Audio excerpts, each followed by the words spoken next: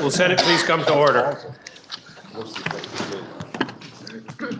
Are there any announcements?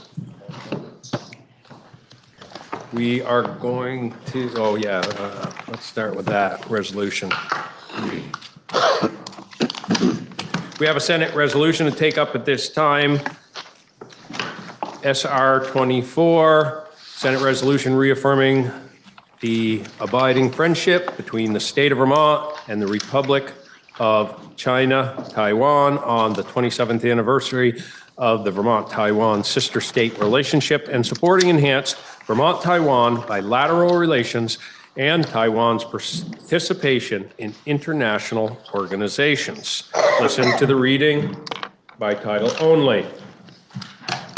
SR 24, Senate resolution reaffirming the abiding friendship between the state of Vermont and the Republic of China, Taiwan, on the 27th anniversary of the Vermont-Taiwan sister state relationship and supporting enhanced Vermont-Taiwan bilateral relations and Taiwan's participation in international organizations.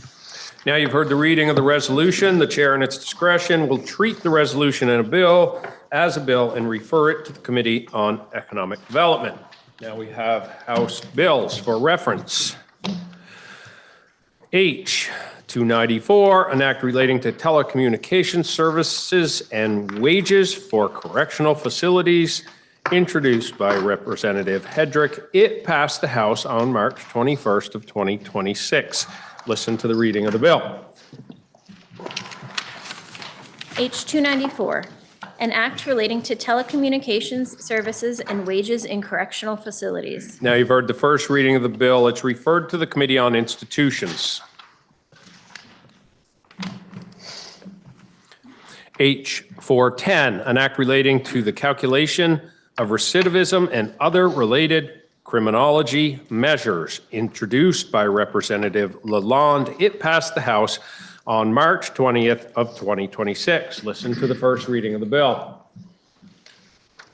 H 410, an act relating to the calculation of recidivism and other criminology measures. Now you've heard the first reading of the bill. It's referred to the Committee on Judiciary. H 537, an act relating to the right to grow vegetable gardens, introduced by Representative Lalonde. It passed the House on March 20th of 2026. Listen to the first reading of the bill. H 537, an act relating to the right to grow vegetable gardens. Now you've heard the first reading of the bill. It's referred to the Committee on Economic Development. H 583, an act relating to clinical decision-making, introduced by Representative Black.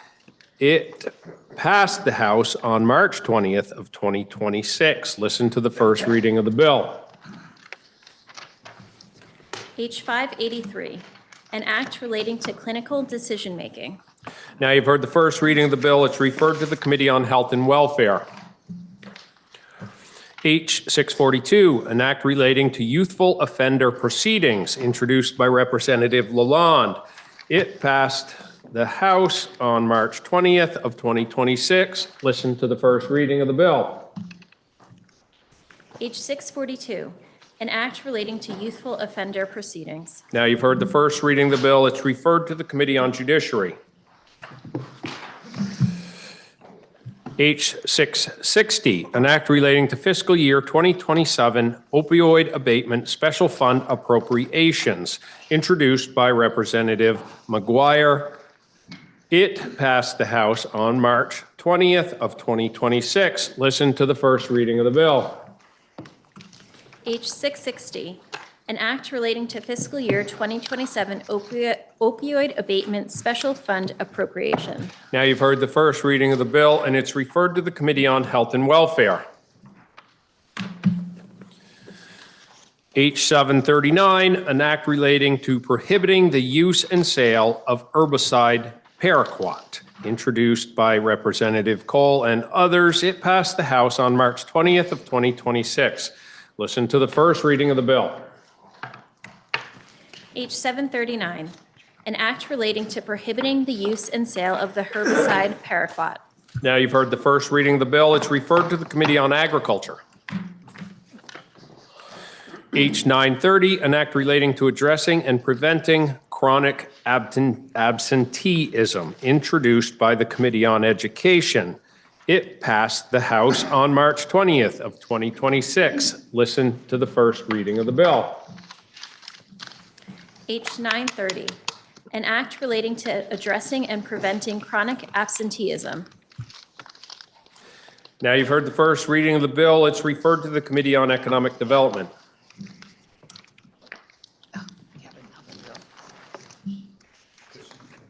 That should be Ed.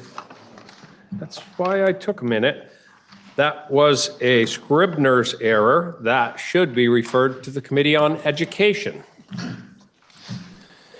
H 940, an act relating to miscellaneous public utility subjects, introduced by the Committee on Energy and Digital Infrastructure. It passed the House on March 20th of 2026. Listen to the first reading of the bill. H 940, an act relating to miscellaneous public utility subjects. Now you've heard the first reading of the bill. It's referred to the Committee on Finance. H 942, an act relating to miscellaneous agricultural subjects, introduced by the Committee on Agriculture, Food Resiliency, and Forestry. It passed the House on March 20th of 2026. Listen to the first reading of the bill. H 942, an act relating to miscellaneous agricultural subjects.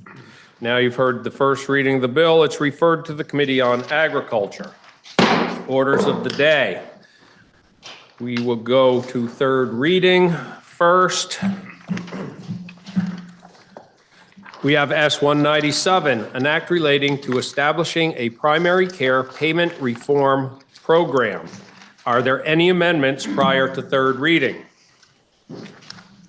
Seeing none, listen to the third reading.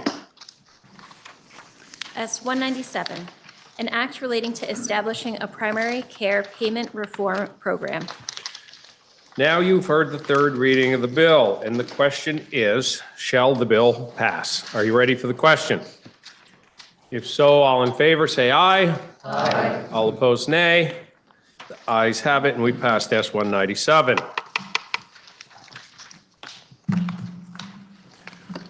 S 232, an act relating to public libraries and the Department of Libraries. Are there any amendments to be offered prior to third reading? Seeing none, listen to the third reading of the bill. H 232, an act relating to public libraries and the Department of Libraries. Now you've heard the third reading. The question is, shall the bill pass? Are you ready for the question? If so, all in favor say aye. Aye. All opposed, nay. The ayes have it, and you have passed S 232. Looking for more enthusiasm in the next round of voting. S 327, an act relating to economic development. Are there any amendments prior to third reading? Senator from Windham. Thank you, Mr. President, and there might be a lot of support for this one. So the bill is being passed out. It's very short, and what it is, it's in regard to the study that was included in this bill, and it adds employee-owned businesses to the study to make sure that employee-owned businesses are included. And now, there wasn't, the challenge to this amendment is that there isn't a list of all types of businesses. This is the only one that is called out. The language says stakeholders, including representatives of employee-owned businesses. If this bill had been had included this in the beginning, the wording would likely have been different. But the committee did approve it. The reason for this is that, in my experience, we often don't look at employee-owned businesses when we look at businesses in general. And they're a really important component of our economy.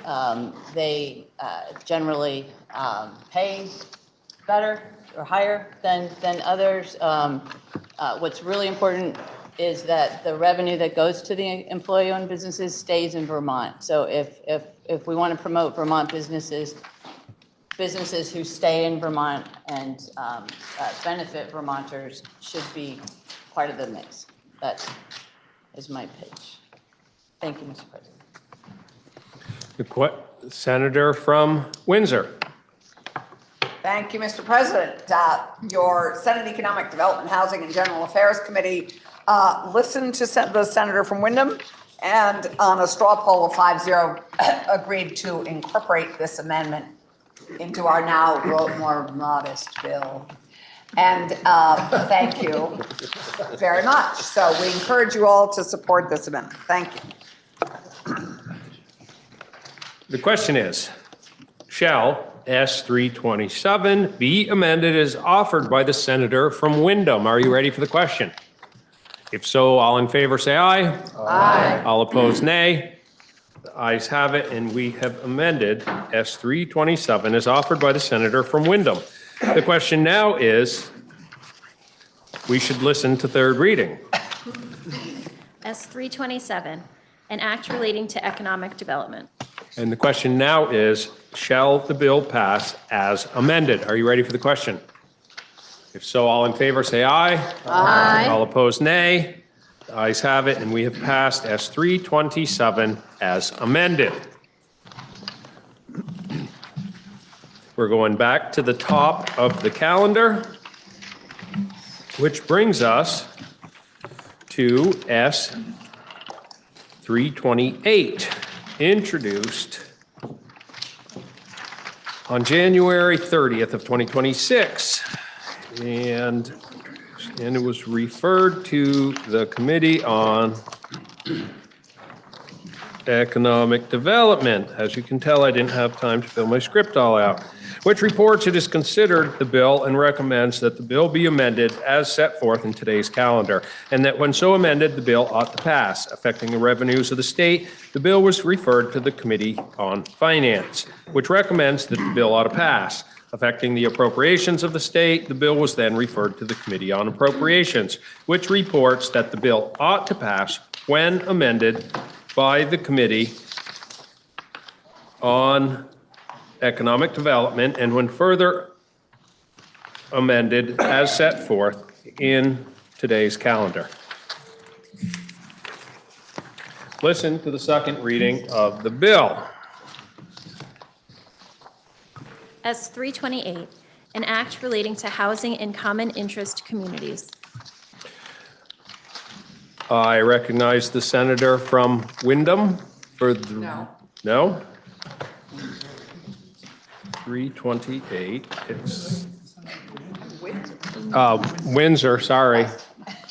I did say Wyndham. Senator from Windsor for the report of the committee. Thank you, Mr. President. We're going to try again. This is our housing bill. As you all know, Vermont, like every other state in the Northeast and most of America, is experiencing a real housing crisis. And we're very clear that we need to be building at a minimum 7,500 units of new housing a year to meet that demand. At the moment, a banner year has us building and renovating maybe 3,000 at best. And from 2020, from COVID through 2025, this legislature, with the help of the incredible generosity of the federal government, through COVID and ARPA money, we're able to invest over $600 million in housing, which we've never, ever been able to devote that much money to housing, which was really thrilling. So we have been able to funnel a vast amount of money into it. But in addition, and almost more importantly, every year we've worked to reduce barriers to housing development, amending our regulations, zoning, ordinances, and land use laws.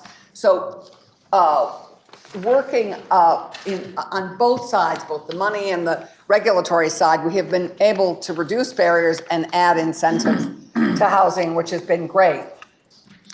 We hit a pretty tight budgeting year this year, so some of that work is beginning to grind to a halt on the money investment part. But this year, the Senate has two housing bills, which you're going to hear about. One from the Senate Economic Development Committee, and of course, one from Senate Natural Resources and Energy. Both committees worked hard to stay in our jurisdictional lanes, and Senate Economic Development has produced a bill which continues the work of reducing barriers to housing development.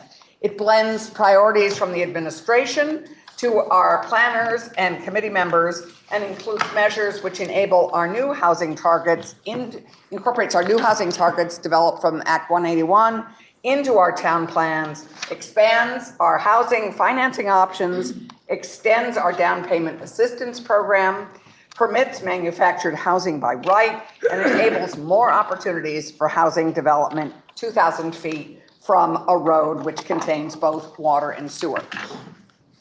So let me walk you through the bill.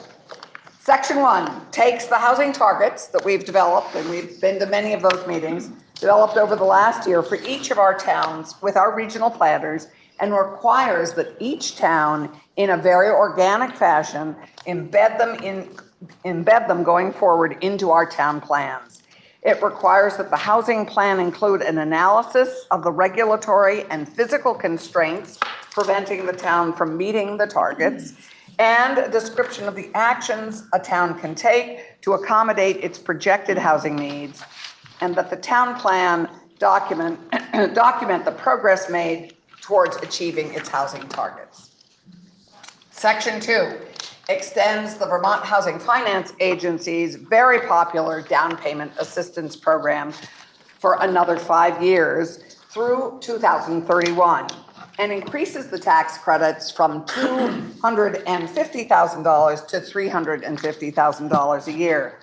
This program has already served over 2,100 Vermonters and has generated, this is what's so gobsmacking, has generated over $137 million in wealth for them, thanks to the modest $5,000 to $10,000 interest-free loans that they receive when they buy their first home. It's designed to enable first households of 1 to 2 people with an average income of about $140,000 or less. For every dollar of borrowed state funding, which is fully repaid to the state, remember, homeowners have earned $15 of equity in their home. That's pretty impressive. With the cost of a median home increasing by 96% since 2014, the need for an increase in the maximum loan amount up to $10,000 is critically important. And so that is why we are taking the amount of $250 to $350, which enables us to keep it at that rate, which enables them to actually have a substantive down payment in this inflated housing market. Section 3. More than a decade ago, the legislature granted the Treasurer's Office the authority to invest up to 10% of the state's average cash balance in loans to support economic development across Vermont. This bill would expand that authority to 12.5%. Over the last 3 years, this program has been primarily focused on financing housing development, although in future, once we've built all the housing we need, it is certainly available for all sorts of economic development investments. In 2023, the Treasurer's Office, in consultation with the local investment advisory committee, that's the committee that makes the decisions about where these loans are given, identified a growing need for low-cost capital to make housing projects viable. Across the state, developers increasingly face a simple challenge. They cannot build housing that is affordable to renters or homeowners using market rate financing alone. Sad but true. To date, the program has supported the development of more than 1,700 housing units and the creation of over 140 permanent jobs. Without these loans, these programs would not have moved forward. And we heard a number of witnesses testify to that. Importantly, the Treasurer's Office has operated this program within its existing budget and staff and expects to continue to do so. S328 proposes to expand the treasurer's authority from 10% to 12.5% of the state's average cash balance. This modest increase will unlock 30 million more in additional low-cost financing for housing. Now, this isn't my dream. My dream would have that 30 million in grants, particularly when you look at a more challenging housing development. But this is an astonishing addition for us to have and be able to access.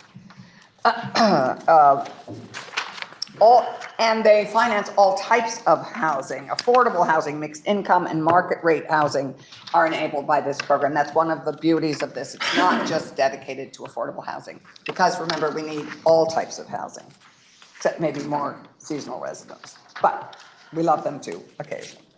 Anyway, it is also important to emphasize that this expansion does not pose a financial risk to the state for several reasons.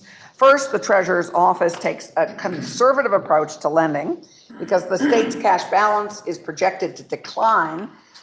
Lending decisions are based on forward-looking estimates of the state's cash. In other words, loans are sized based on where the state expects its cash position to be, not where it stands today. That's a key piece.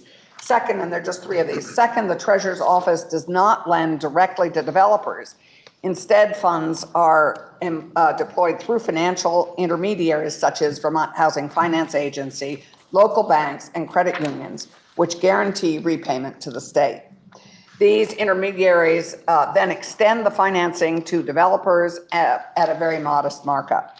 This structure ensures that the state is repaid even if an individual project can't move forward.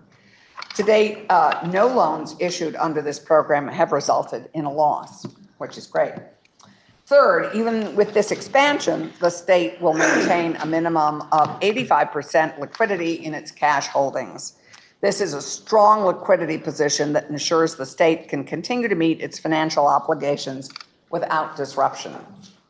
The impact of this program is best illustrated by the Vermonters using it to build housing in our communities. And as one developer wrote regarding a senior housing project in Vergennes, the 10% in the Vermont program arrived at a pivotal moment in the financing journey of Vergennes' grand senior living. One that ultimately determined whether this project could move forward. In 2022-23, as rising interest rates and construction costs made development increasingly difficult, the low-interest loan we received were instrumental in battling back runaway project costs, and we've heard that from several people. And another developer put it more plainly, it is fair to state that without help from the Treasurer's LIAC 10% program, Vergennes North would still be just a concept, likely with no viable path forward. Fortunately, with the Treasurer's assistance, we expect to break ground later this year. These projects are exactly the type of work this program is designed to support and exactly the types of projects Vermont needs more of. Vermont needs more housing, all types of housing, affordable, mixed income, market rate housing are all enabled by this program. And this authorization enables this objective without expending any state resources. Section 4. Oh my Lord. Section 4. Section 4. Originally, our committee had hoped to, and you'll note in the title of the bill as it was read, originally our committee had hoped to require a number of things of our common interest communities. Home ownership associations, condos, et cetera, even mobile home parks, anything that is a common interest community. We had hoped to make real inroads in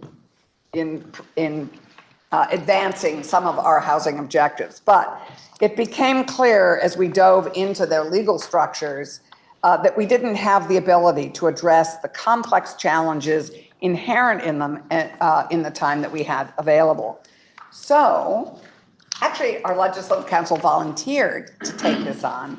We are asking, and they volunteered, the Office of Legislative Counsel to report back to us in November on the legal issues of requiring common interest communities to authorize certain activities such as renting units, which is an issue with affordable housing that's been financed in certain ways, constructing accessory dwelling units, conducting commercial activities like a home-based childcare center, even just a home-based version of that, without a residential unit and within a residential unit, and installing electric vehicle chargers. This has been a big issue, particularly with condominiums.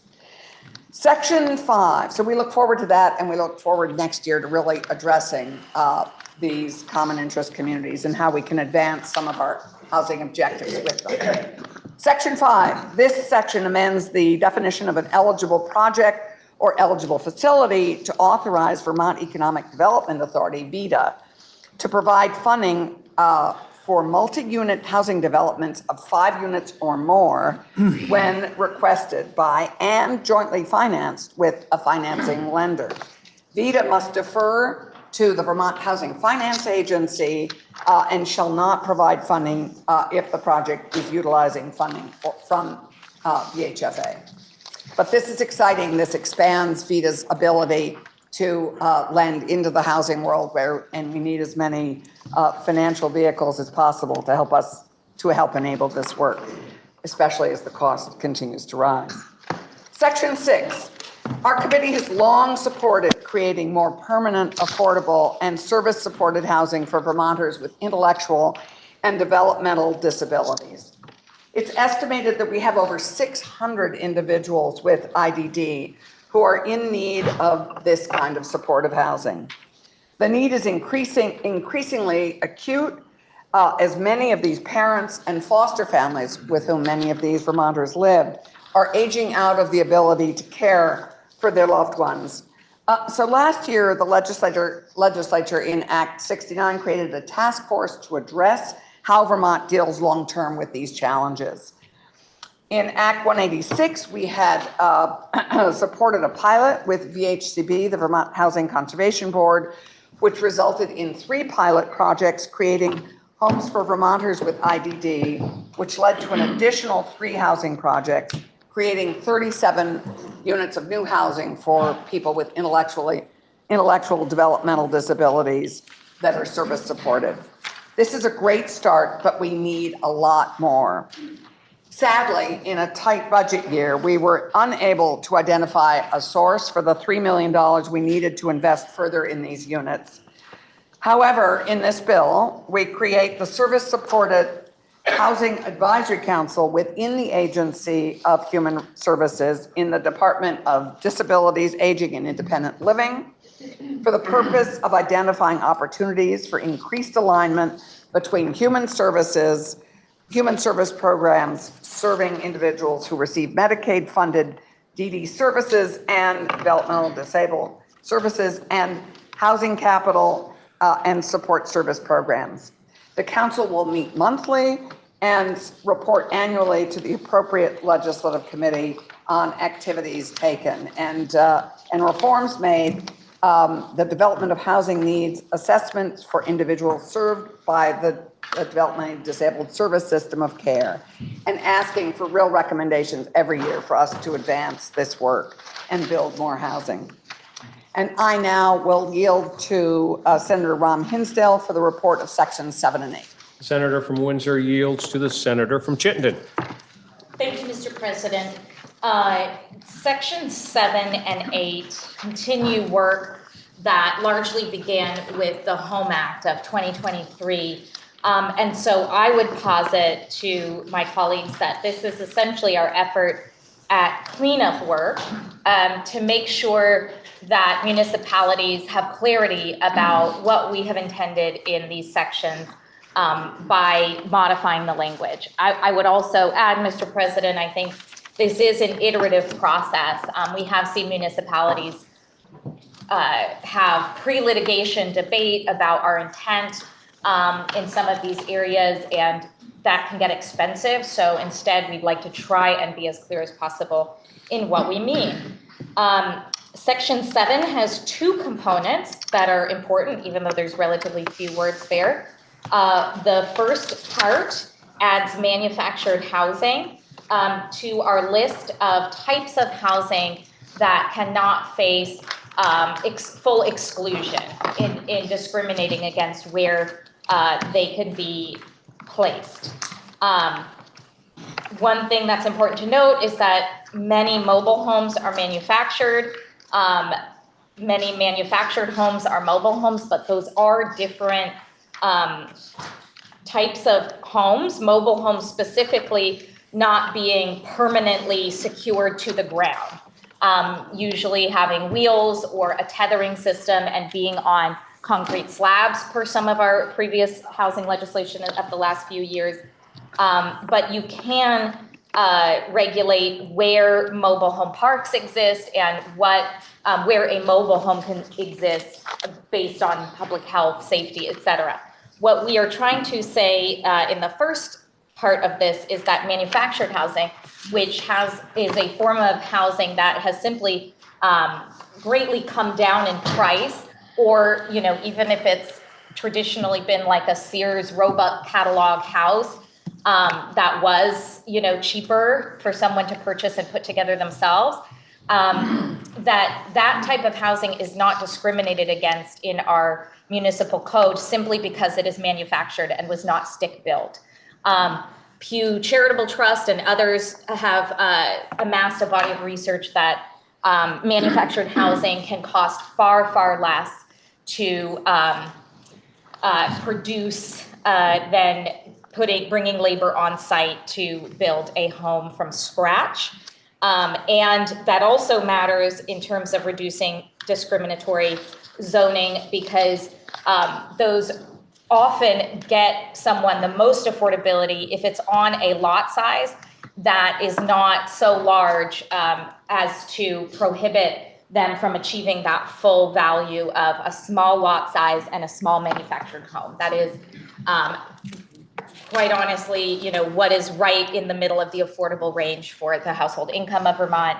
And the more discrimination that manufactured housing faces in terms of lot size or other zoning, the more costly it becomes and further out of reach for average Vermonters. The second part of Section 7 is one word change that we hope will make a big difference. And that is, we essentially in the Home Act sought to end the discrimination of municipalities against any multifamily housing, so duplexes everywhere in the state and quadplexes along areas with water and sewer capacity. And we called them an allowed use. And you heard the senator from Windsor further articulate that our intention here is to have by right development of multifamily housing written into the law. The challenge in discussions with our environmental court and other stakeholders in this process is that you can still bring legal challenges or lengthy processes to that determination of allowing multifamily housing if it's allowed instead of permitted. I'm trying to say that with some confidence, but what I hope this section does, and its intention, is to reduce the number of appeals and lengthy permitting processes specifically for multifamily housing that we have said should be a permitted use in certain areas of the state where we otherwise had only allowed for single family housing. Happy to answer questions if that was unclear. Section 8 of this bill is something that we are likely to hear more about from your Senate Natural Resources Committee. The goal here was to further define what we meant in the Home Act by allowing quadplexes or a 4-unit building where you can regulate its size and setbacks, et cetera, but you cannot regulate it out of existence wherever they are along municipal water and sewer. Along municipal water and sewer has been the subject of much debate in our municipality since we passed that. And so the intention here is to come up with a certain distance from a road or otherwise a connection to water and sewer capacity, given that the municipality is allowed to regulate based on their perceived water and sewer capacity should they feel that this would exceed that.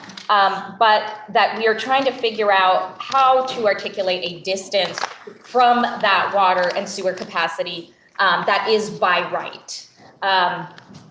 So we are likely to have more discussion with your Senate Natural Resources Committee about what distance or how to make that flexible for municipalities and align it with other provisions in Act 181 so that a landowner is not facing one set of regulations from Act 181 and one set of regulations from the Home Act that are telling them incongruent things about where they can connect to water and sewer capacity near to them.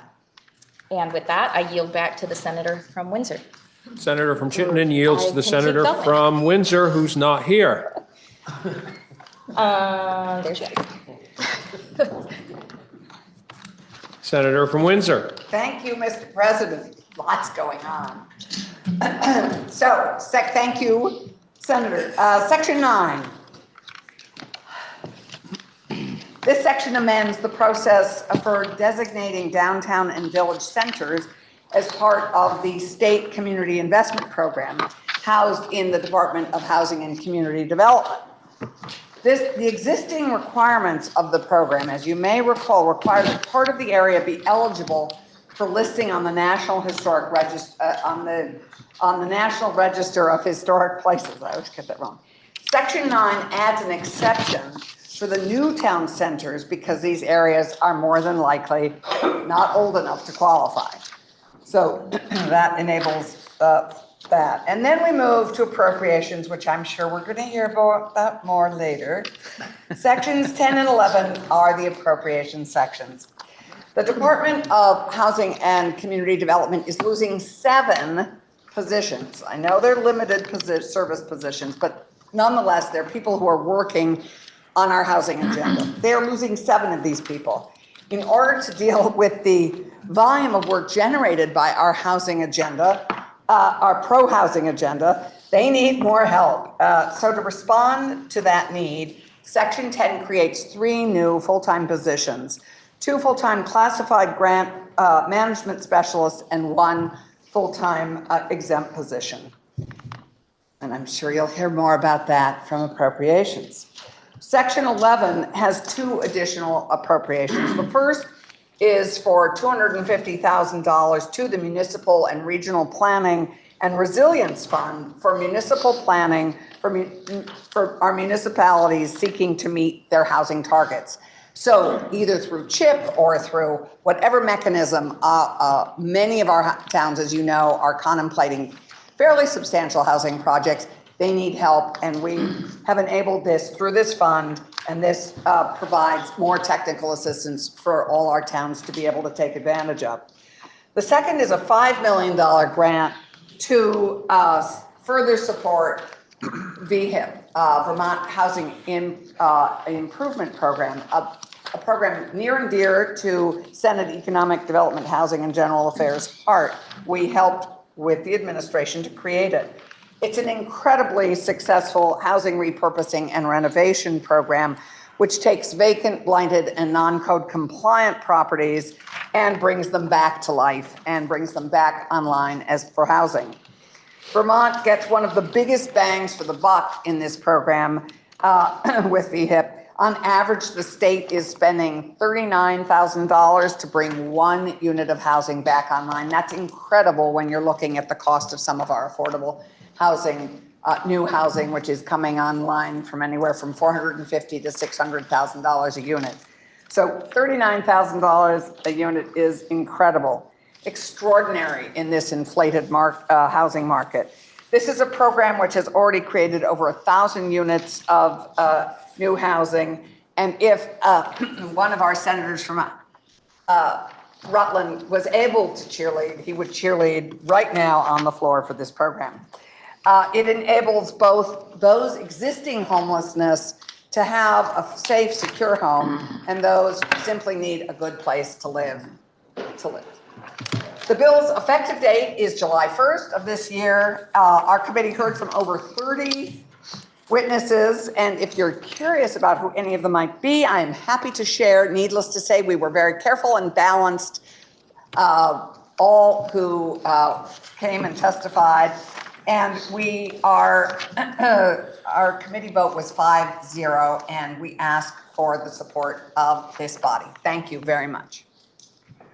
I recognize the senator from Franklin, Senator Brott, for the report of the Committee on Finance.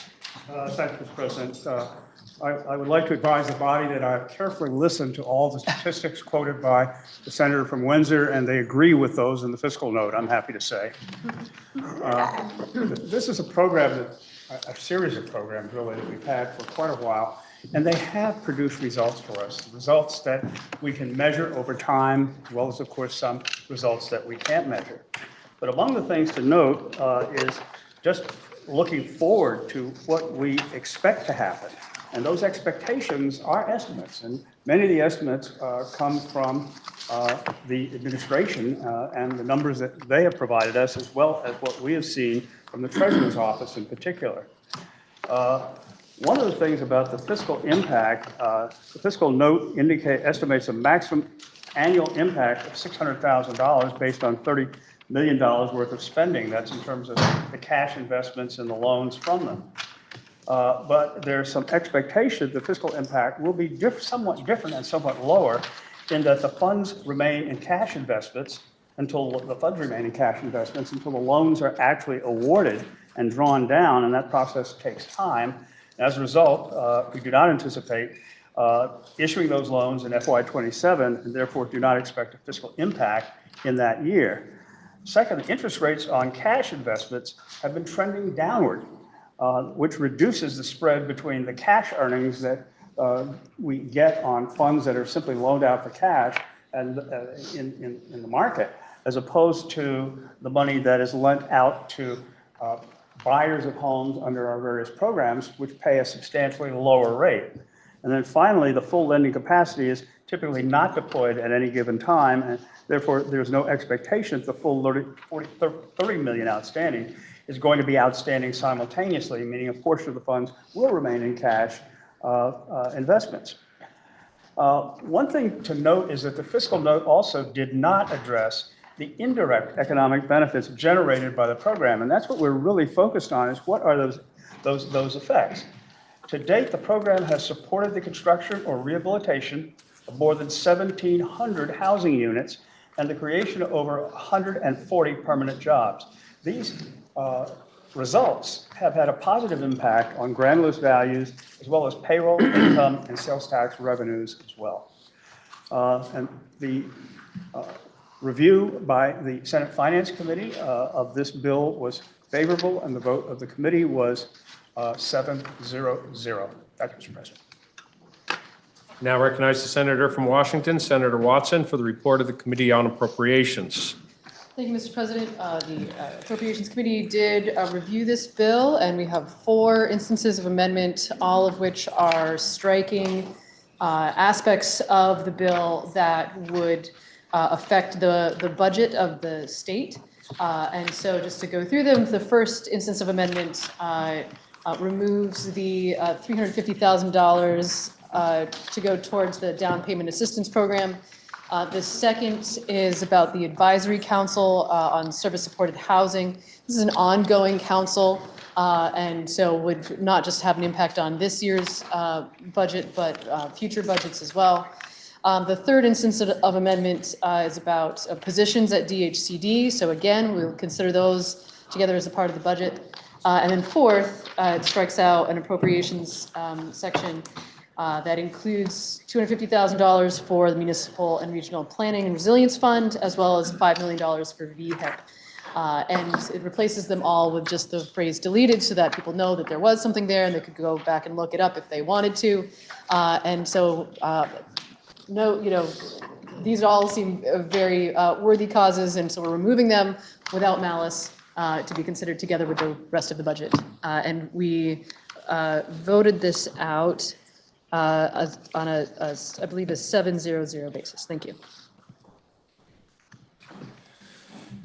The question is, shall the recommendation of amendment of the Committee on Economic Development, Housing and General Affairs be amended as recommended by the Committee on Appropriations? Are you ready for the question? If so, all in favor say aye. Aye. All opposed, nay. The ayes have it, and you have amended the report as recommended by the Committee on Appropriations. I now recognize the senator from Washington for an amendment. Thank you, Mr. President. I will be passing over the amendment for now. It is printed, I believe, in the calendar for today, but would love the, I've been in touch with the chair of Senate Economic Development about presenting the amendment, which is, by the way, coming from all of the members of the Senate Natural Resources and Energy Committee. So we'll be talking about that with the committee tomorrow. So I'll be speaking more about that tomorrow. Thank you. The question is, shall the recommendation of amendment of the Committee on Economic Development, Housing and General Affairs be further, nope, sorry, skip over that question and move on to the next, because that amendment was not offered. I believe the question is, shall the bill be amended as offered by the Committee on Economic Development as amended?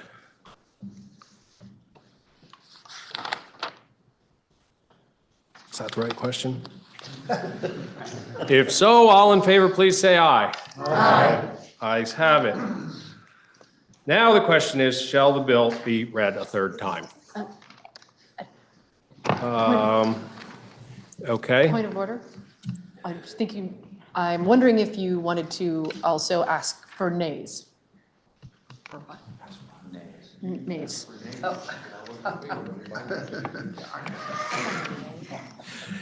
Yeah, well, that's what happens when you're trying to do three things at once and hurrying. All right, we'll try that again. All in favor, say aye. Aye. All opposed, nay. See, I just figured there were no nays. The ayes have it. The question now is, shall the bill be read a third time? Senator from Essex. Mr. President, did we vote on the finance amendment?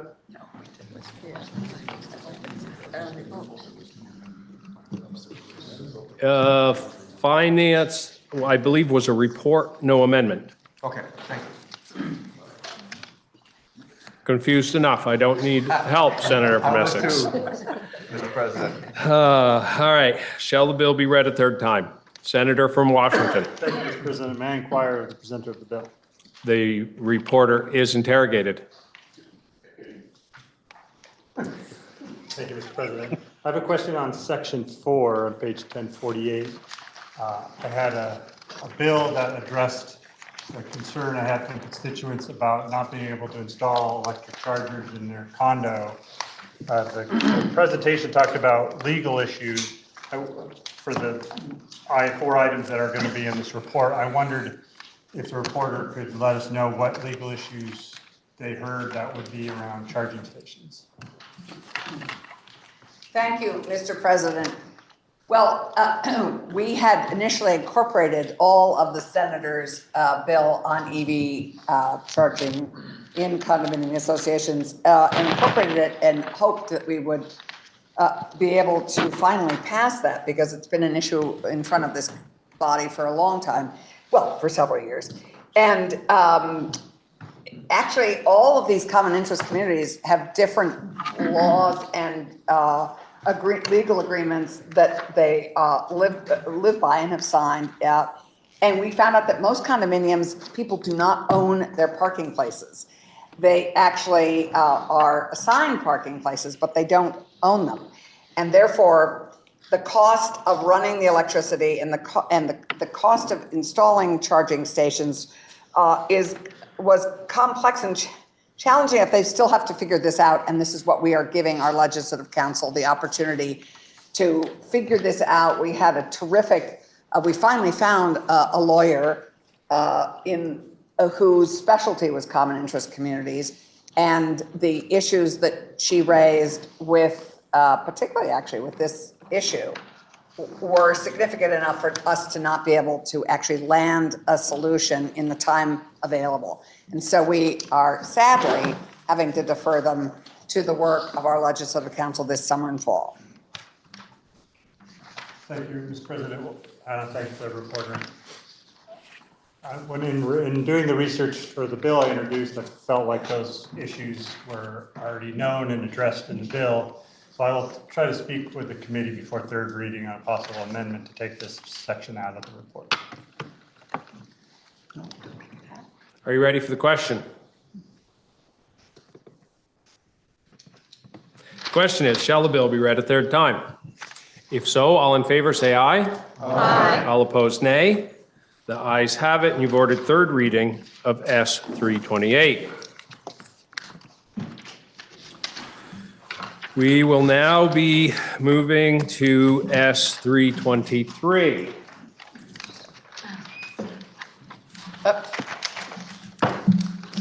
Senator from Windsor. I haven't had time to send a note to Senator Ram Hinsdale, but we are simply reversing the order so that some of us can get materials to be prepared for S-278, which we're taking up next, I believe. That is the plan, Senator. We have on the calendar for action S-323, introduced by the Committee on Agriculture on January 29th of 2026. The bill was then committed to the Committee on Ag, which has considered the bill and recommends that the bill be amended as set forth in today's calendar, starting on page 1076, and that when so amended, the bill ought to pass. The bill was then referred to the Committee on Finance, which reports that it has considered the bill and recommends that the amendment recommended by the Committee on Agriculture be amended as set forth in today's calendar, starting on page 1103. And that when so amended, the bill ought to pass. The bill was then referred to the Committee on Appropriations, which reports that it has considered the bill and recommends that the amendment recommended by the Committee on Agriculture be amended as set forth in the calendar, starting on page 1104, and that when so amended, the bill ought to pass. Listen to the second reading of the bill. S-323, an act relating to miscellaneous agricultural subjects. Recognize the senator from Essex, Senator Ingalls, for the report of the Committee on Agriculture. Thank you, Mr. President. We worked really hard on this bill, and it just seems like to be a long time to get it to the floor. And I'm glad that we are, because we heard a term yesterday by the senator from Windsor on economic development, so I don't really want to use, a little graphic, but the longer this bill stayed around, it seemed to get 327. So we're actually, got it. Anyway, I failed in humor, so anyways. Very appreciative of all the work that my committee's done on this. My committee's heard me say this a million times, and they probably get sick of it, but very blessed to have who we have in there. They work really hard, they come early. And actually, I don't have a lot of reporting to do on this. They've stepped up and have said that they have this covered. So I want to yield to the very capable Vice Chair from Windsor, Senator Major. Senator from Essex yields to the senator from Windsor. Thank you, Mr. President. Thank you, Senator from Windsor. I will be going through sections 1 through 7 on 323. Section 1 is the findings and intent. This section lays out the legislative findings and intent of this bill. It reaffirms that since 2004 in Act 115, Vermont law has intended that municipalities cannot, and I repeat, cannot regulate farming, including farm structures. It responds directly to the 8 Street Development Review Board and Notice of Violation Appeals decision, where the Vermont Supreme Court ruled that municipalities may regulate farming through bylaws. This ruling reversed decades of precedent and could have unintended consequences. Therefore, the intent of this bill is to override the court's decision, clarify that municipalities do not have authority to regulate farming or farm structures under 24 VSA 4413D. It also clarifies that municipalities may not regulate the growing of plants and small backyard poultry flocks, excluding roosters. Did I hear snickering?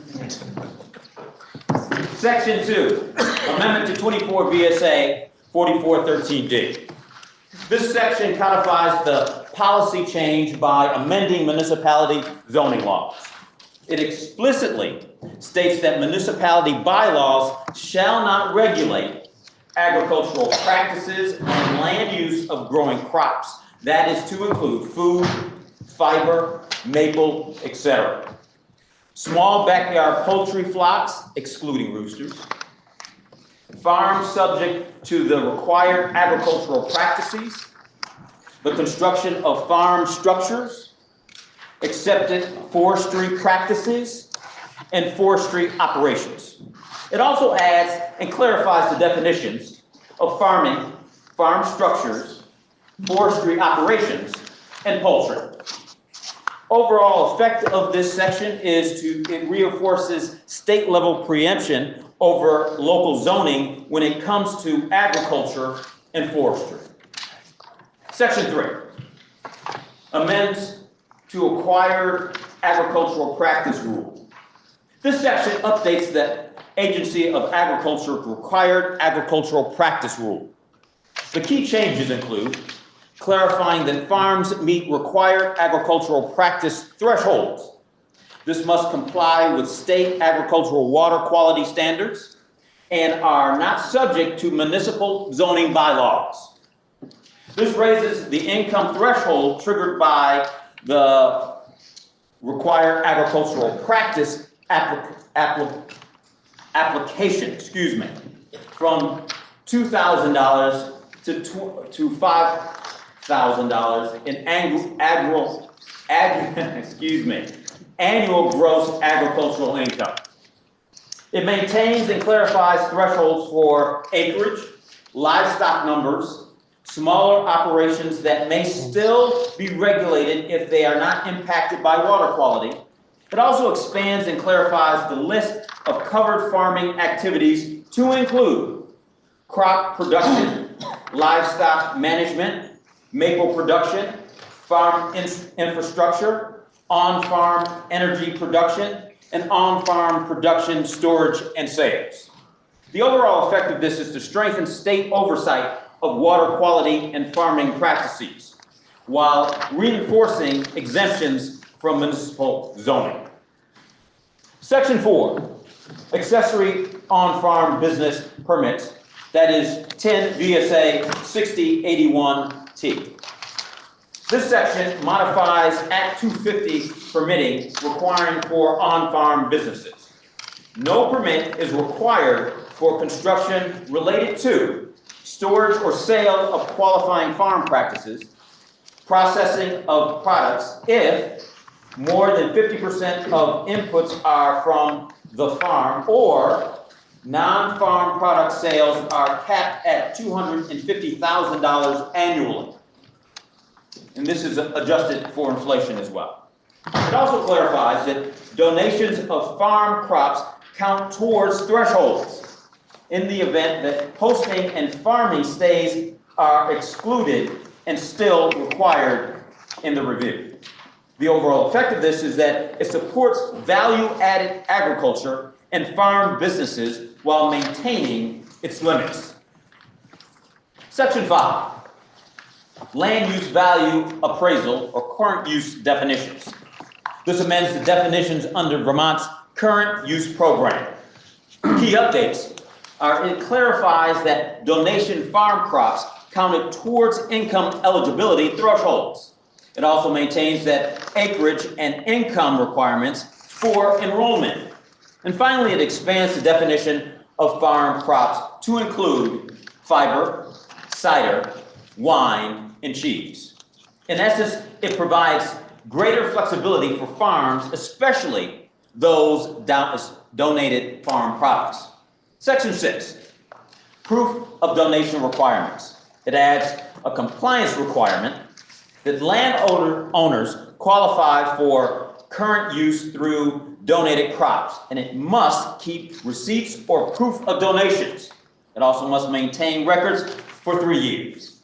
And finally, it must provide them upon request. The overall effect of this, it will ensure accountability, verification, and for tax program eligibility. And finally, for the milk producers, and as a proud member of the Milk Commission, this amends protections for dairy producers. It requires milk handlers to provide at least 90 days of notice before refusing to purchase milk due to oversupply or other reasons, allowing producers to request a hearing with the Agency of Agriculture. It also clarifies procedural language and rights during disputes. The overall effect of this will be to strengthen due process and protections for dairy farmers in contract disputes.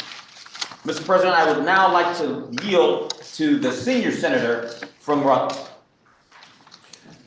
The senator from Windsor yields to the senior senator from Rutland. Thank you, Mr. President. Thank you, Senator.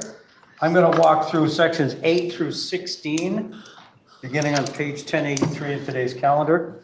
Section 8 amends Title 6, which has to do with local food grant program, also known as Farm to Schools. This section would permit the Agency of Ag to provide local contracts in addition to grants for purposes of helping Vermont schools develop a farm to school program. Section 9 repeals the pest control chapter. We are, compact rather, we're repealing it because it's been defunct since 2014. The compact coordinated efforts among the states to control the interstate travel of pests, including the creation of an insurance fund, but the compact became defunct due to a change in the compact status with the IRS. Section 10 amends the limit for the number of times an individual could retake the exam to receive a pesticide dealer or applicator certification. The limit is currently 3 retakes. This section would remove that and also removes a $30 license fee for state government, municipal, and public education institution applicators. Sections 11 through 16 have to do with seeds.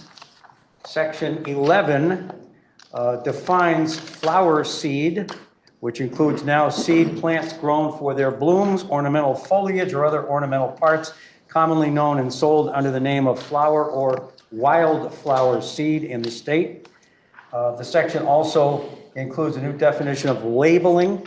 It means tags or other devices attached to or written, stamped, or printed on any container or accompanying any lot of bulk seeds that are used to provide the seed label information required by this chapter. The section adds the following definitions. Distribute means to import, manufacture, produce, mix, blend, offer for sale, sell, barter, or supply seed for the purpose of sowing in the state through any means, including sales outlets, catalogs, the telephone, the internet, or any electronic means. Also, a new definition of distributor means any person who distributes seeds in or into the state and affixes the labeling or any related requirement in section 644. Treated means seed that's received an application of a substance or process designed to reduce, control, or repel certain disease organisms, insects, or other pests from attaching to the seed or seedlings, or designed to enhance the availability or uptake of plant nutrients through root systems. Many of these now are basically in conformance with the Association of American Seed. Section 12 amends Title 6 and amends the Secretary of Agriculture's authority to sample, inspect, analyze, and test seeds distributed in or into the state. Section 13 amends labeling requirements for treated seeds to include the chemical name or a description of the process used to treat the seed. It also requires that if the substance and the amount present with the seed is harmful to human or other vertebrate animals, an appropriate caution statement like "do not use for food, feed, or oil purposes" be included. The section also requires bulk displacement of seed to be labeled with that same information. Section 14 amends exemption language to replace sold or sale with distribute, since we've now redefined that term. Section 15 amends language to replace sold for distribute. And the section adds a penalty for failure to report the quantity of genetically engineered, treated, and untreated seed sold in the state during the previous calendar year. Finally, section 16 requires anyone distributing seed into the state to register annually. Each distributor must pay an $85 fee. Registration is on a calendar year and expires on December 31st of each year. This section exempts from that registration requirement the interpersonal sharing of seed for home, educational, charitable, or personal non-commercial use. Section also requires reports, including Vermont, regardless of container size, the manufacturer, processor, or distributor distributing the seed has to report annually on or before February 15th to the Secretary on a form supplied by the Secretary. I would now like to yield to the Senator from Bennington, Senator Plunkett. Senator from Rutland yields to the Senator from Bennington.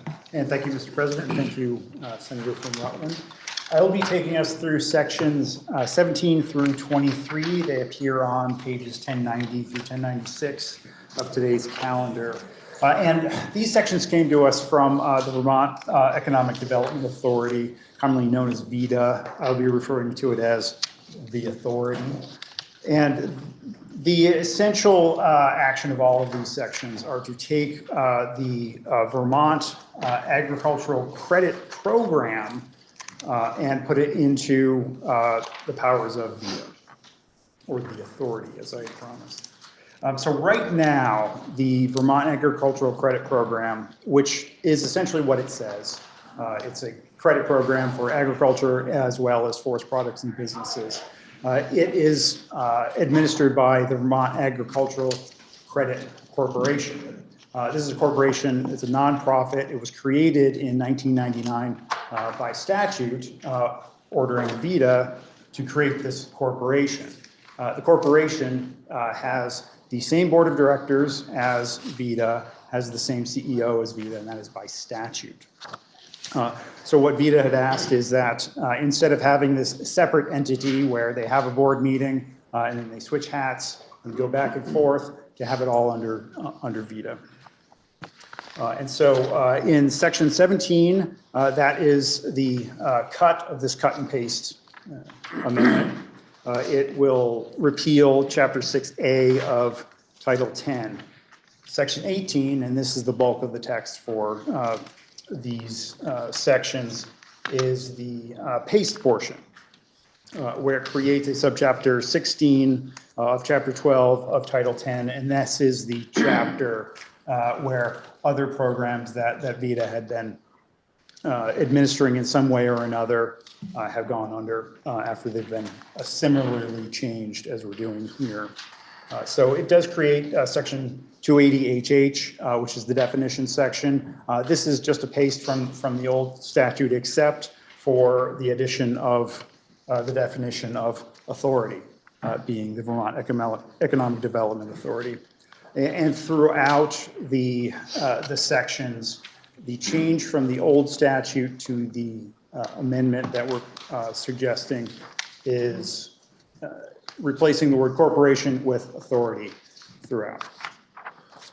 So section 18 also creates another section, just redesignates one of the old sections, 374A, to a new section without any substantive changes. It gives another section where the VEDA will have the powers of the Vermont Agricultural Credit Corporation, but also gives VEDA the power to dissolve the nonprofit corporation in accordance with law. And lastly, there's another section that's created, loan eligibility standards for the program. All of that's the same with no substantive changes.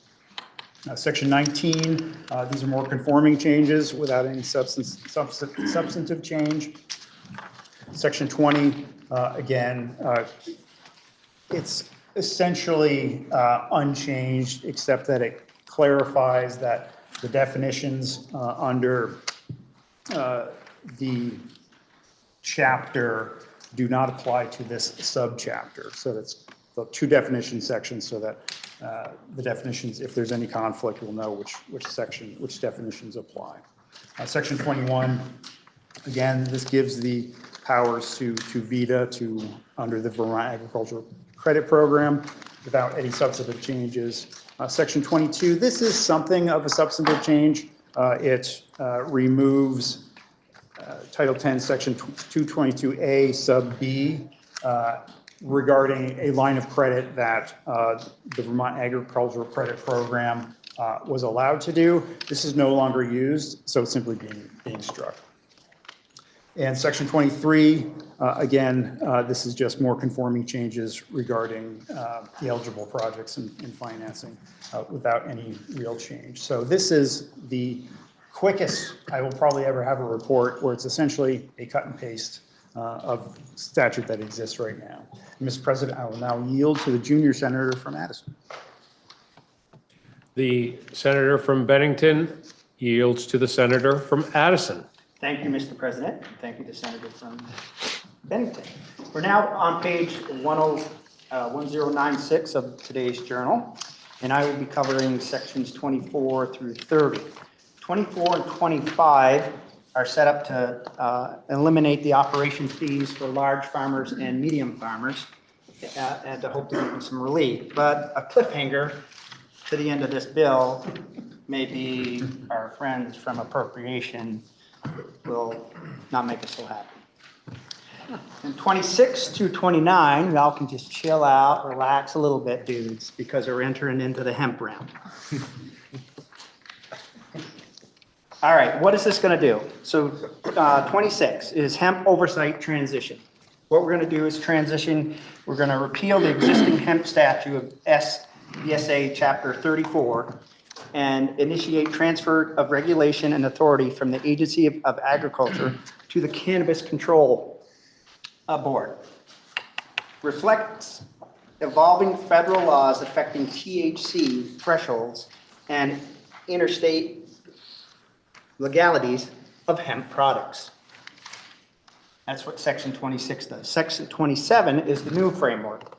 The new hemp framework will be 7 VSA Chapter 31, subsection 3, establishes a comprehensive hemp regulation under the Cannabis Control Board.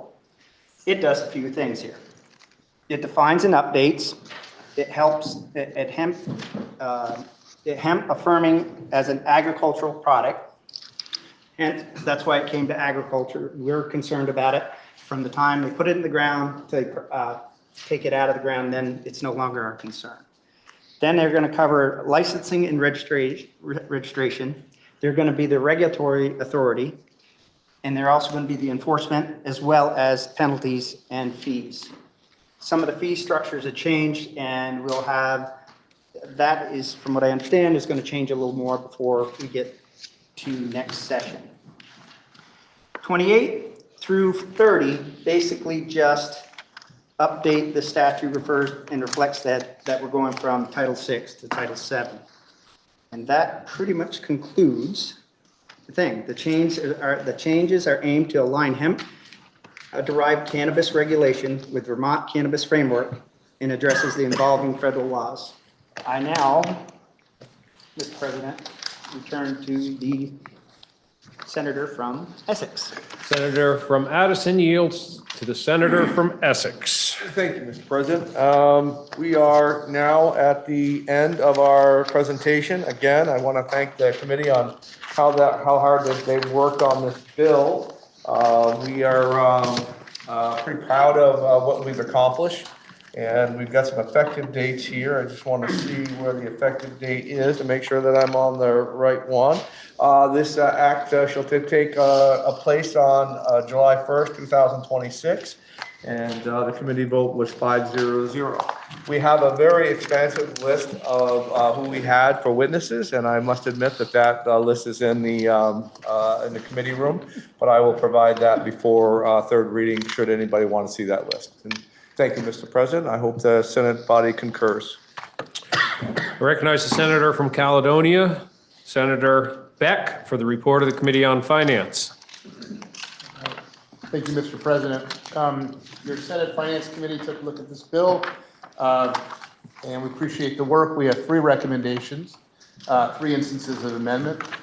The first, in section 3, is to remove the word enrolled. This section should refer to all land, not just current use land. In the second instance of amendment, the same rationale for removing enrolled from the language. The third instance of amendment is a bit more substantive. In the underlying bill, there is an ability for somebody to enroll their property into current use if they donate up to $2,000 worth of food for a parcel under 25 acres and $75 per acre if the parcel is over 25 acres.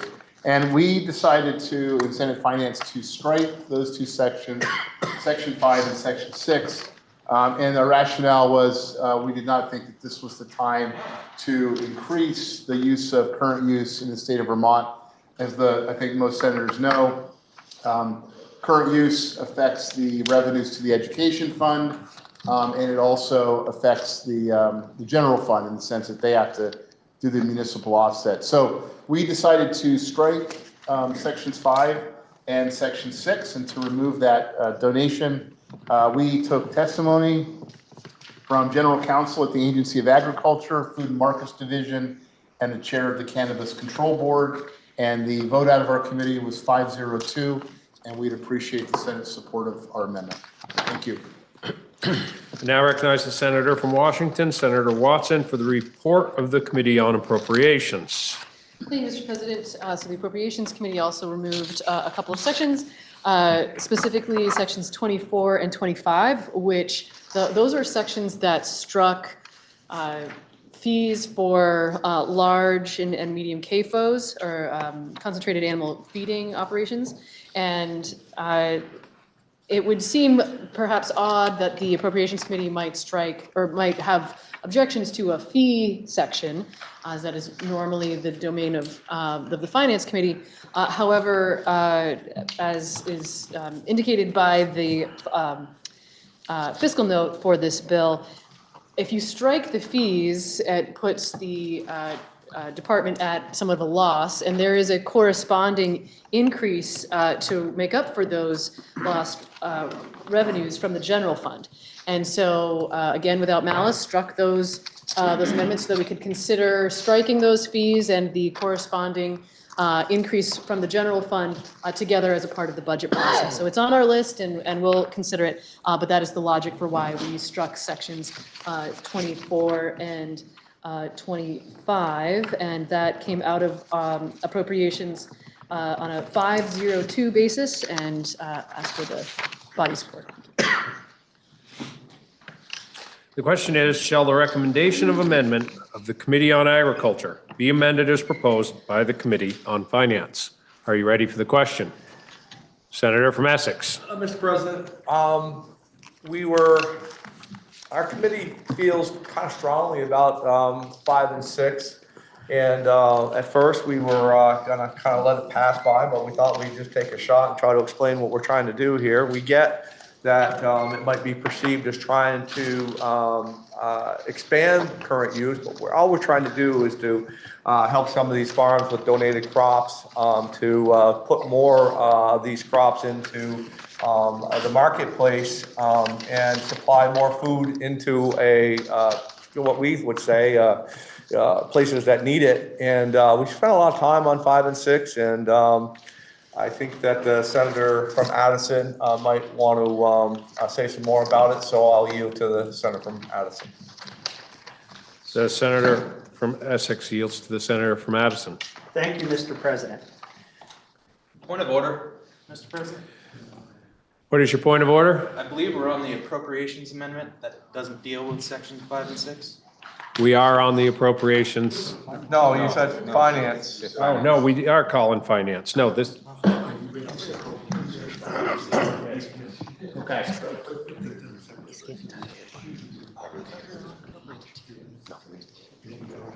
All right. My mistake. It actually says finance on, no, actually on the, yep, here I am. Okay. It says finance and I said appropriations. So my mistake, thank you. The senator's in the right place. I misspoke on appropriations. I'll repeat the question. The question is, shall the recommendation of amendment of the Committee on Agriculture be amended as proposed by the Committee on Finance? Senator from Madison. Thank you, Mr. President. Basically, what we're trying to, that the impacts on the state are not going to be that large. That the small farmers that are asking for this may not even want to come in to the current use program. It just gives the opportunity. Also, it gives the opportunity that if there's flood damage, as we've seen, that the food that they lost and comes what they call secondhand fruit or vegetables, that they can use that and donate it and use that money to go toward their overall spending cap at the end of the year to become more eligible for the funding or for the eligibility. So I'm not explaining this very well, unfortunately, but we feel in the committee that we made the right decision here, and we're asking for the support to not go with Finance's amendment. Are you ready for the question? Senator from Washington. Thank you, Mr. President. As it was explained to us, I'm remembering correctly, last session, we allowed donated food, the value of donated food to count towards farm income if, for your designation as a farmer in current use. This bill, as I am remembering it, and I stand to be corrected, said that you could donate all your food and go into current use. You don't have to make any money as a farmer. We felt that was a little wide open. Current use would value that land, and it might be land on Lake Champlain or a nice lake or a river, a valuable piece of land. It would be then taxed as a farm. Everyone else in the ed fund, the property tax, would have to make up that loss of revenue. And the town and the general fund would have to pay the difference to the town. And we felt that as we're struggling, trying to pay our bills in the ed fund, and we're struggling to cover our costs in appropriations, that there weren't that many farmers that could do that, and that this just wasn't the appropriate time as much as we'd like to help farmers out. Are you ready for the question? Senator from Windsor. Mr. President, I think the Chair of Finance said it in herself. There wasn't that many. It's fairly de minimis. There are just a few farmers that would take advantage of this. And we haven't heard of many towns or any that would have to make up that money for the ed fund. Thus, we would like that to stay in. Thank you, Mr. President. Senator from Washington. I inquire of the Chair of Agriculture. The chair is interrogated.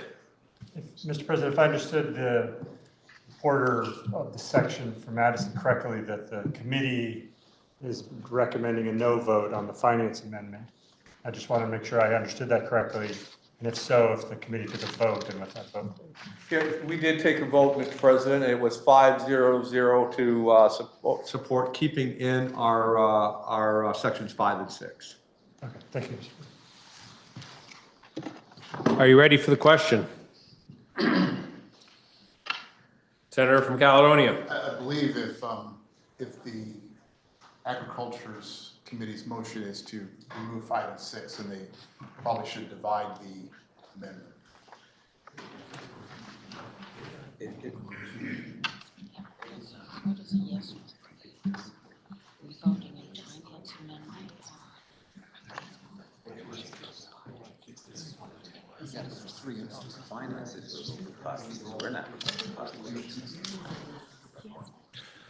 Senator, your You are okay in making a motion to divide if you would like, and you think that is appropriate. There is no motion offered by the Ag Committee. They have just requested a no vote, and so if you would like to make that motion, it is in order. It's not a motion, it's just a request.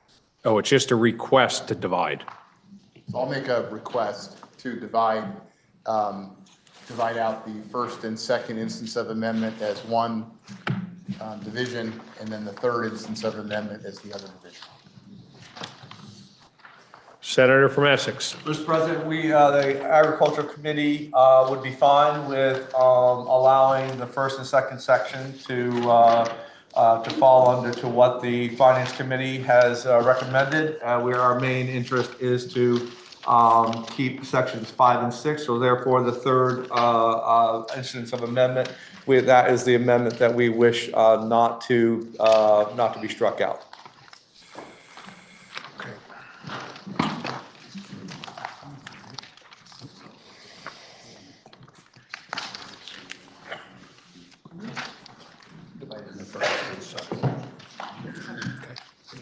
Yeah. So the question is,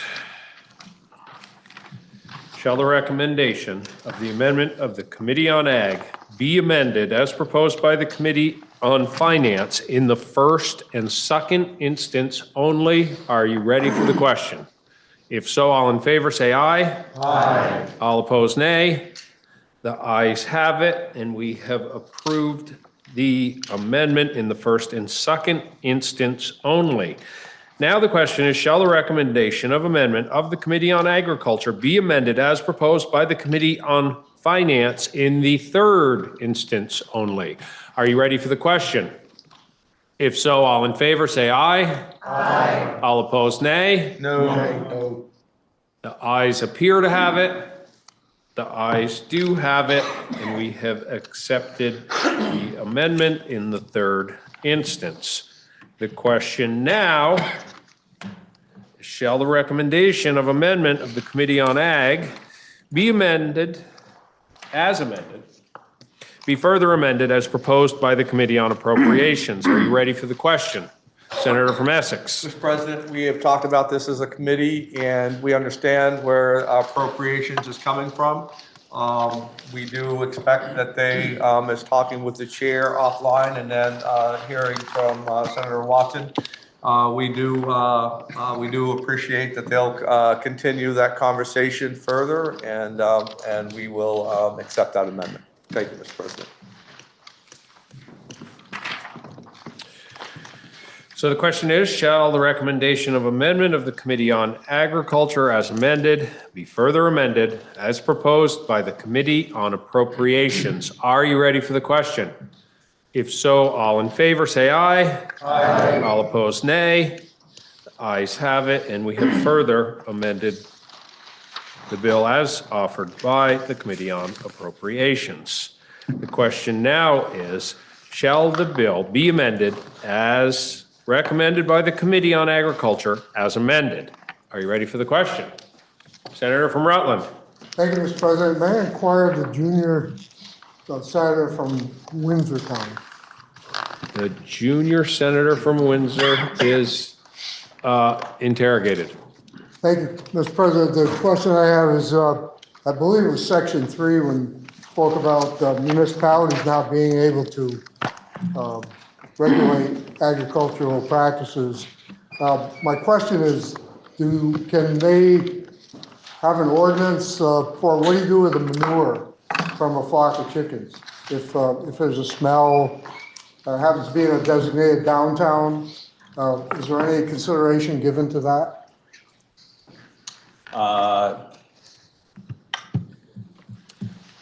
At this point, no. So my second part of the question is, and I'm a farmer, so I understand when you move next to a farm or you buy a house next to somebody's got a flock of animals, you're gonna smell manure.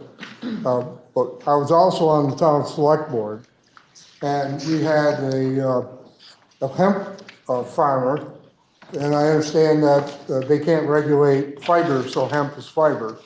And he was having a problem drying his hemp. So what he did was he went out and bought tobacco trailers with fans. But the only place that he had three-phase power to dry them was in the village center. And the smell was terrible. So can a municipality regulate where hemp is dried? At this point, in this bill, no, and I am familiar with that situation. And it is a long-going court battle currently. Within this particular bill, no, that is not feasible. I thank the Senator, Mr. President. Thank you. Senator from Chittenden. Thank you, Mr. President. I'd like to inquire of the reporter for Section 3, which I think is fundamental to understanding the bill. The reporter is interrogated. So Section 3 on page 1079. Mr. President, can you tell me what a ratite is? I'm sorry.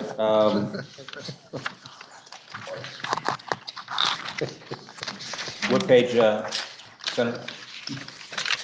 A ratite, Mr. President, can you tell me what ratite is on page 1079?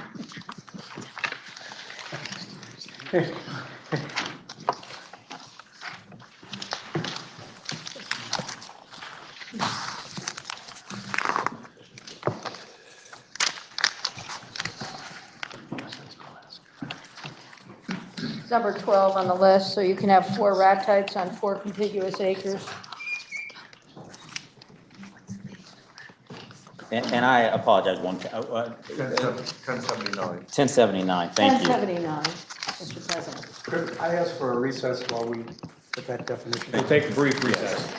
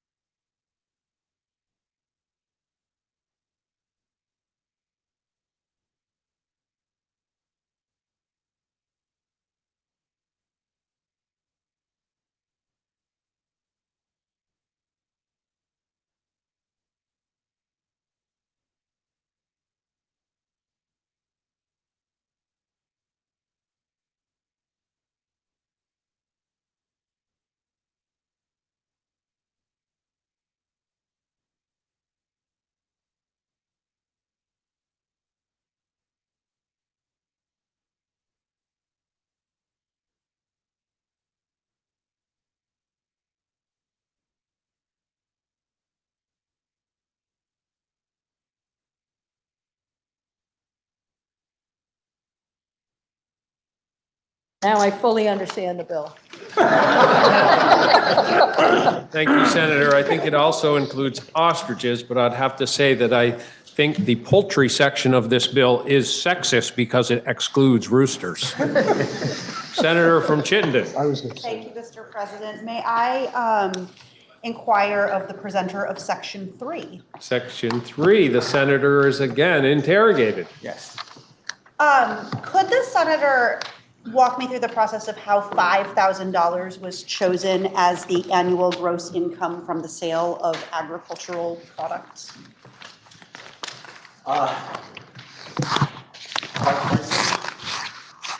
It was arbitrary.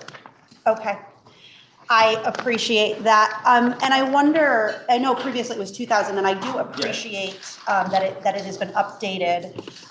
My concern is with the rising cost of food that might be fairly easily met, and I have a very specific concern. I wonder too if the committee considered any ways of supporting existing farms, because I certainly understand that we don't want someone to move next to a farm and then complain that it's a farm. But I think that's a different experience than when someone moves into a neighborhood and converts an existing property into a farm. And I'm wondering if any testimony was taken about that. No, and specifically to your previous question, the reason it was raised from the 2,000 to the 5,000 was exactly that, because we revamped it and wanted to add more to it.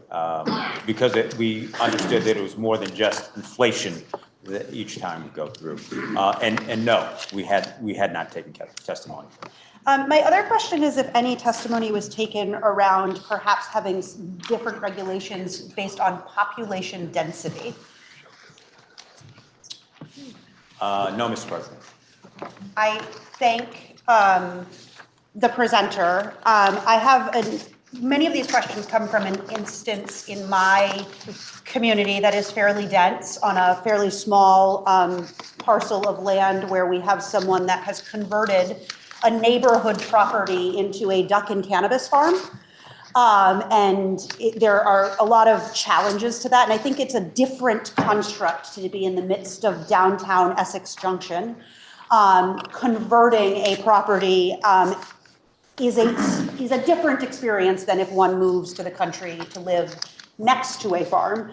And I'd love to have some deeper conversation with the committee about if there's any way to meet the needs of both our more urban areas and our more rural areas when it comes to agriculture. So thank you. Senator from Rutland. Thank you, Mr. President. If I could add a little bit more clarity to the senator from Chittenden Central's first question. The $5,000 limit was achieved by a compromise between the Vermont League of Cities and Towns and the Agency of Agriculture. So it went from $2,500. VLCT actually asked for $10,000 to be the threshold, and there was a compromise reached, and that's where the $5,000 came from. So the senator from Windsor is correct. It was arbitrary in one sense, but it was also a product of some compromise. Are you ready for the question? The question is, shall the bill be amended as recommended by the Committee on Agriculture as amended? If so, all in favor say aye. Aye. All opposed, nay. Nay. The ayes appear to have it. The ayes do have it, and you've amended the bill as recommended by the Committee on Agriculture as amended. The question now is, shall the bill be read a third time? Are you ready for the question? If so, all in favor say aye. Aye. All opposed, nay. The ayes have it, and you've ordered third reading of S 323. 325.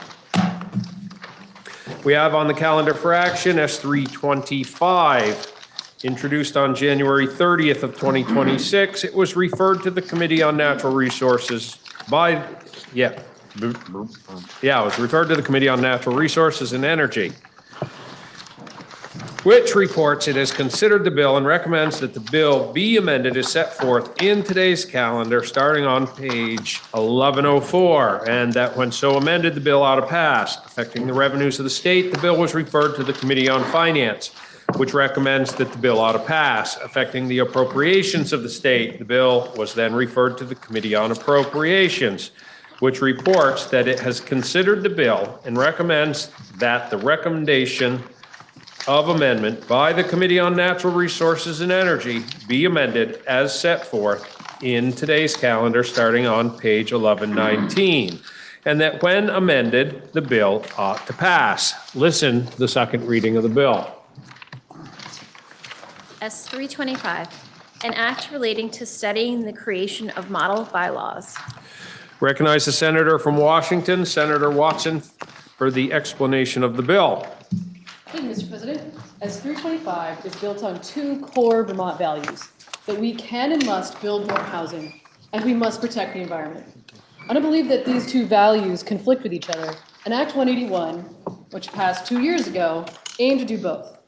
Like most bills, it was imperfect, and the goal of S 325 is to both make simple corrections to Act 181 and provide additional time so that we can get it right. The impetus for this bill was that many of us were hearing from constituents, landowners, municipalities, and rural folks that they had concerns about how various aspects of Act 181 were rolling out. S 325 makes amendments to Act 181, which, as you may recall, was a major piece of legislation that overhauled Act 250. To be a little more specific about what Act 181 did, it aimed to build more housing by deduplicating the Act 250 process in places where municipalities were willing and able to step up. And second, it aimed to better protect critical natural resources in a way that Act 250 was frankly inadequately addressing. So in order for 325 to make sense, I've put together a handout which outlines what S325 does with a little bit of logic for our decisions, and it includes a glossary. I am a teacher. I realize that's coming out a bit now, so sometimes I just can't help myself, so that is being passed around now. Okay, as background, I'll very briefly recap how Act 250 works in case that's something that you're not familiar with, and what Act 181 did to modify it. Act 250 set up threshold-based triggers that only kick in if you develop too fast, too close together, or with too many units. Unfortunately, this did lead to some sprawl, as developers just built either fewer units or distanced developments from each other in order to avoid triggering Act 250. In contrast, Act 181 set up location-based triggers or exemptions from Act 250. It set in motion a mapping process to identify 3 types or tiers of areas. Tier 1A areas are the most dense areas, like the downtowns of Montpelier or Brattleboro. These places must be in towns that have robust enough zoning that they can regulate development in a way that sufficiently covers all of the Act 250 requirements. They get a full exemption from Act 250.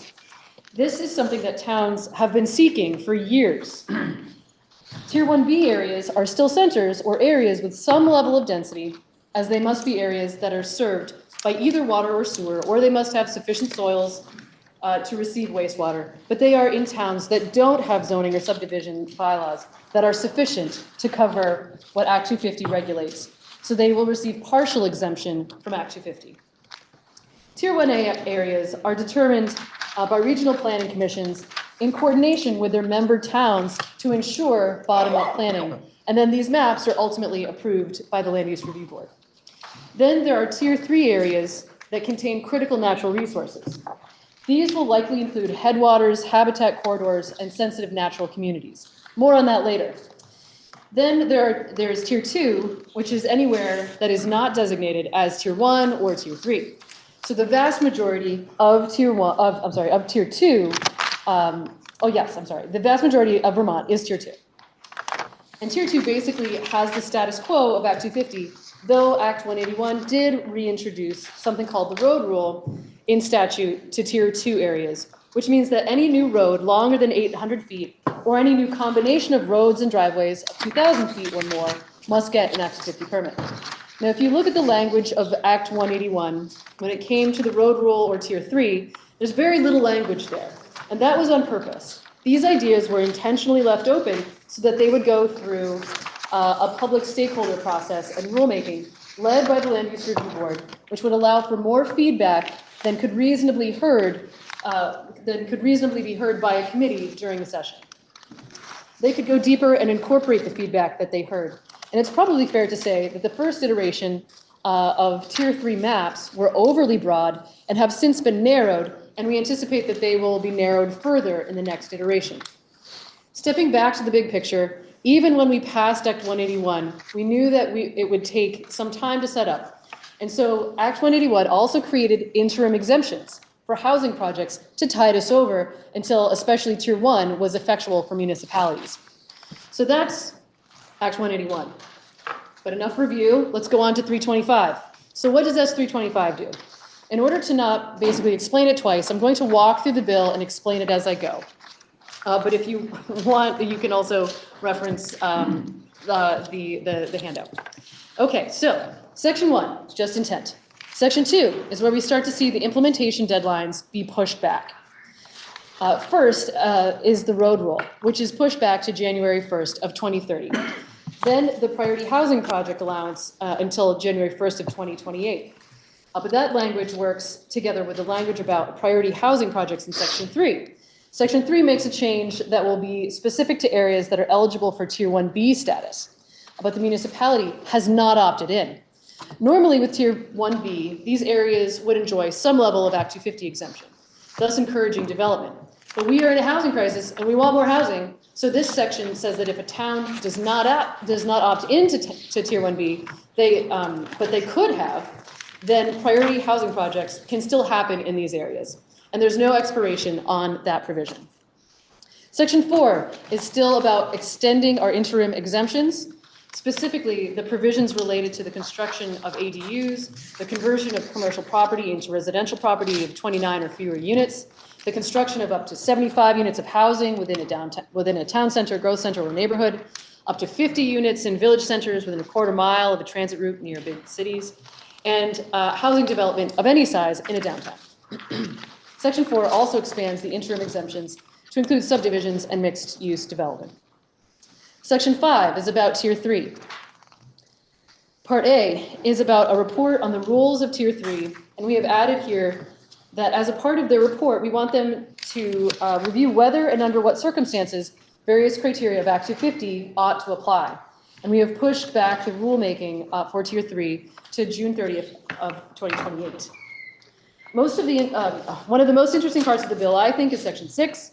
We heard from the Land Use Review Board that they thought it would be useful for Tier 3 or the road rule if they could apply only the parts of Act 250 that they felt were relevant, and not all of Act 250. So for example, for a limited amount of construction, you may not need a traffic study or an analysis of the impact on schools. Unfortunately, the Land Use Review Board did not feel that they had the authority to apply less than all of Act 250 criteria. So Section 6 gives them that authority. This will effectively lighten the load and the cost of the permit that may be required for a project that triggers Tier 3 or the road rule. But we'll be able to see what those rules are and what they look like before they go into effect. Section 7 is about pushing back more deadlines, specifically for the implementation of criteria 8C about forest fragmentation, the jurisdictional trigger for Tier 3, and the implementation of the road rule. Now, I will say that each of these delays that you see here and elsewhere in the bill were built off of the input from multiple groups who testified, but especially the Land Use Review Board themselves. They also came to us requesting more time. Every time we pushed back dates in committee, the committee thought about the steps that were needed leading up to the final implementation deadline. These dates are not arbitrary, and particularly for Tier 3, these unique, fragile, sensitive natural places of statewide importance, and it's worth mentioning that there are no other state-level protections for these kinds of places.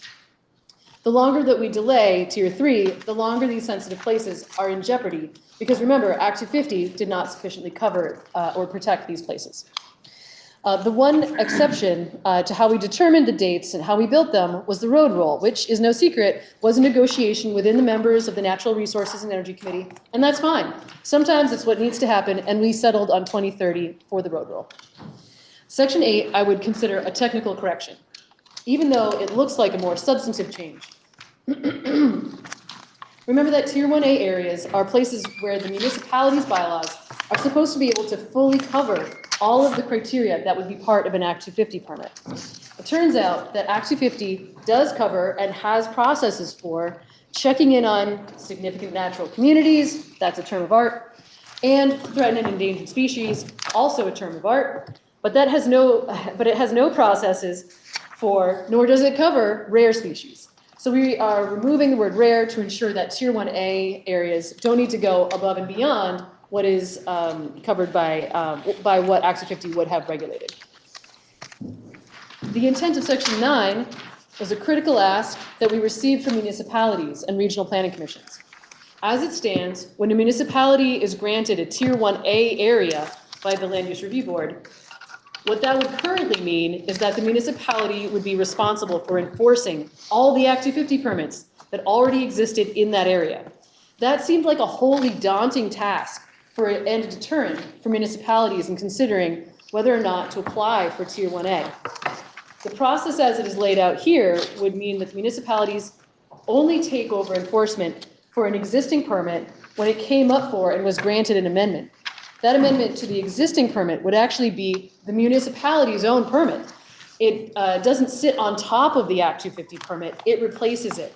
So the municipality would only ultimately be enforcing its own permits and would only take over Act 250 permits as they came up for amendment organically, probably just one or two at a time. We did go back and forth on the language on this, but we believe that the language here works to accomplish that goal. Section 10 is a report that we are asking from the Department of Housing and Community Development to give us on ways that Vermont could limit the discretionary review processes which open up the possibilities for municipal appeals. Right now, DHCD is doing a great pilot project with 3 municipalities in Vermont, their 802 Homes project. This is where, for a predetermined set of housing designs, which are, by the way, open source, the municipality has done the work so that these designs do not need to go through their normal DRB process because they have been pre-approved. We think that program has a lot of merit, and we'd like to hear a report on how that goes and other ways that we might make municipal appeals more efficient. Just a heads up that the bulk of the remainder of this bill is about regional planning processes. And why are we talking about this in the context of this bill? Why do these sections matter? Mostly, this has to do with places that could be designated as Tier 1A or Tier 1B, and the money that those places might be eligible for in terms of tax credits. So before I go on, a quick word about how a place gets to be a Tier 1 eligible area. Our regional planning commissions are responsible for developing and adopting future land use maps as a part of their regional plans, using the criteria established in Act 181. In doing so, RPCs work closely with towns to incorporate local plans, zoning, and planned growth areas, which includes potential Tier 1B areas.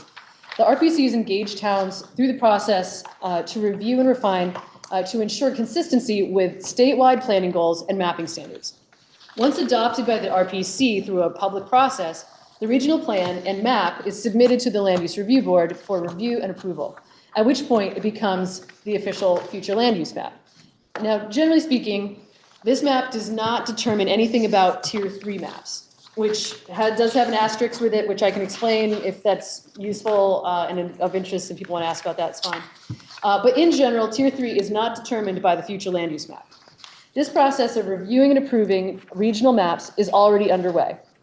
In fact, Rutland County went first, and since then, Chittenden, Franklin, Addison, and Windsor have been incorporated into the future land use map. I'd like to highlight here that the work so far has been a mammoth undertaking.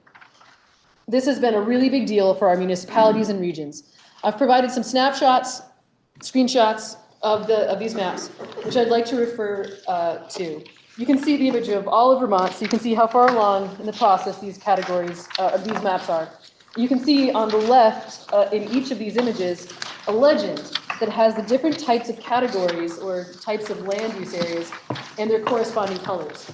The ones I want to focus on here are the downtown centers, planned growth areas, village centers, and the village areas, the top 4 categories. These are the areas that are up for consideration either for Tier 1A or Tier 1B. I think I'm now ready to jump back into the bill with Section 11. So Section 11 amends the pre-approval process for the regional plan to include the Community Investment Board. Currently, they're involved mostly at the end, and we've heard from the Regional Planning Commission it would be useful to have them involved at the front end of the process. We also heard from the regional planning commissions that it's important that we lay out a pathway for municipalities to request to be a Tier 1B status anytime, so they don't have to wait to request that status along with a major revamping of regional plans. Anticipating that we would need a process for regional plans to change over time, subsection N lays out a process for regional plan amendments and says that a municipality can apply to have Tier 1B status separate from any regional plan process. Section 12 is where the different types of categories of the future land use maps are defined. So think, again, village centers, planned growth areas, etc. Remember, these elements or categories are what build towards Tier 1 areas.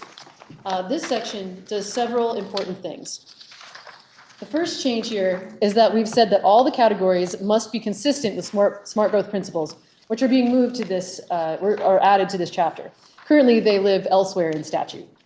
I want to point out a change that looks very small, but may have an important impact. In the downtown and village center section, it currently says the downtown or village centers are the traditional and historic central business and civic centers within planned growth areas. Village areas or may stand alone. They must be traditional and historic.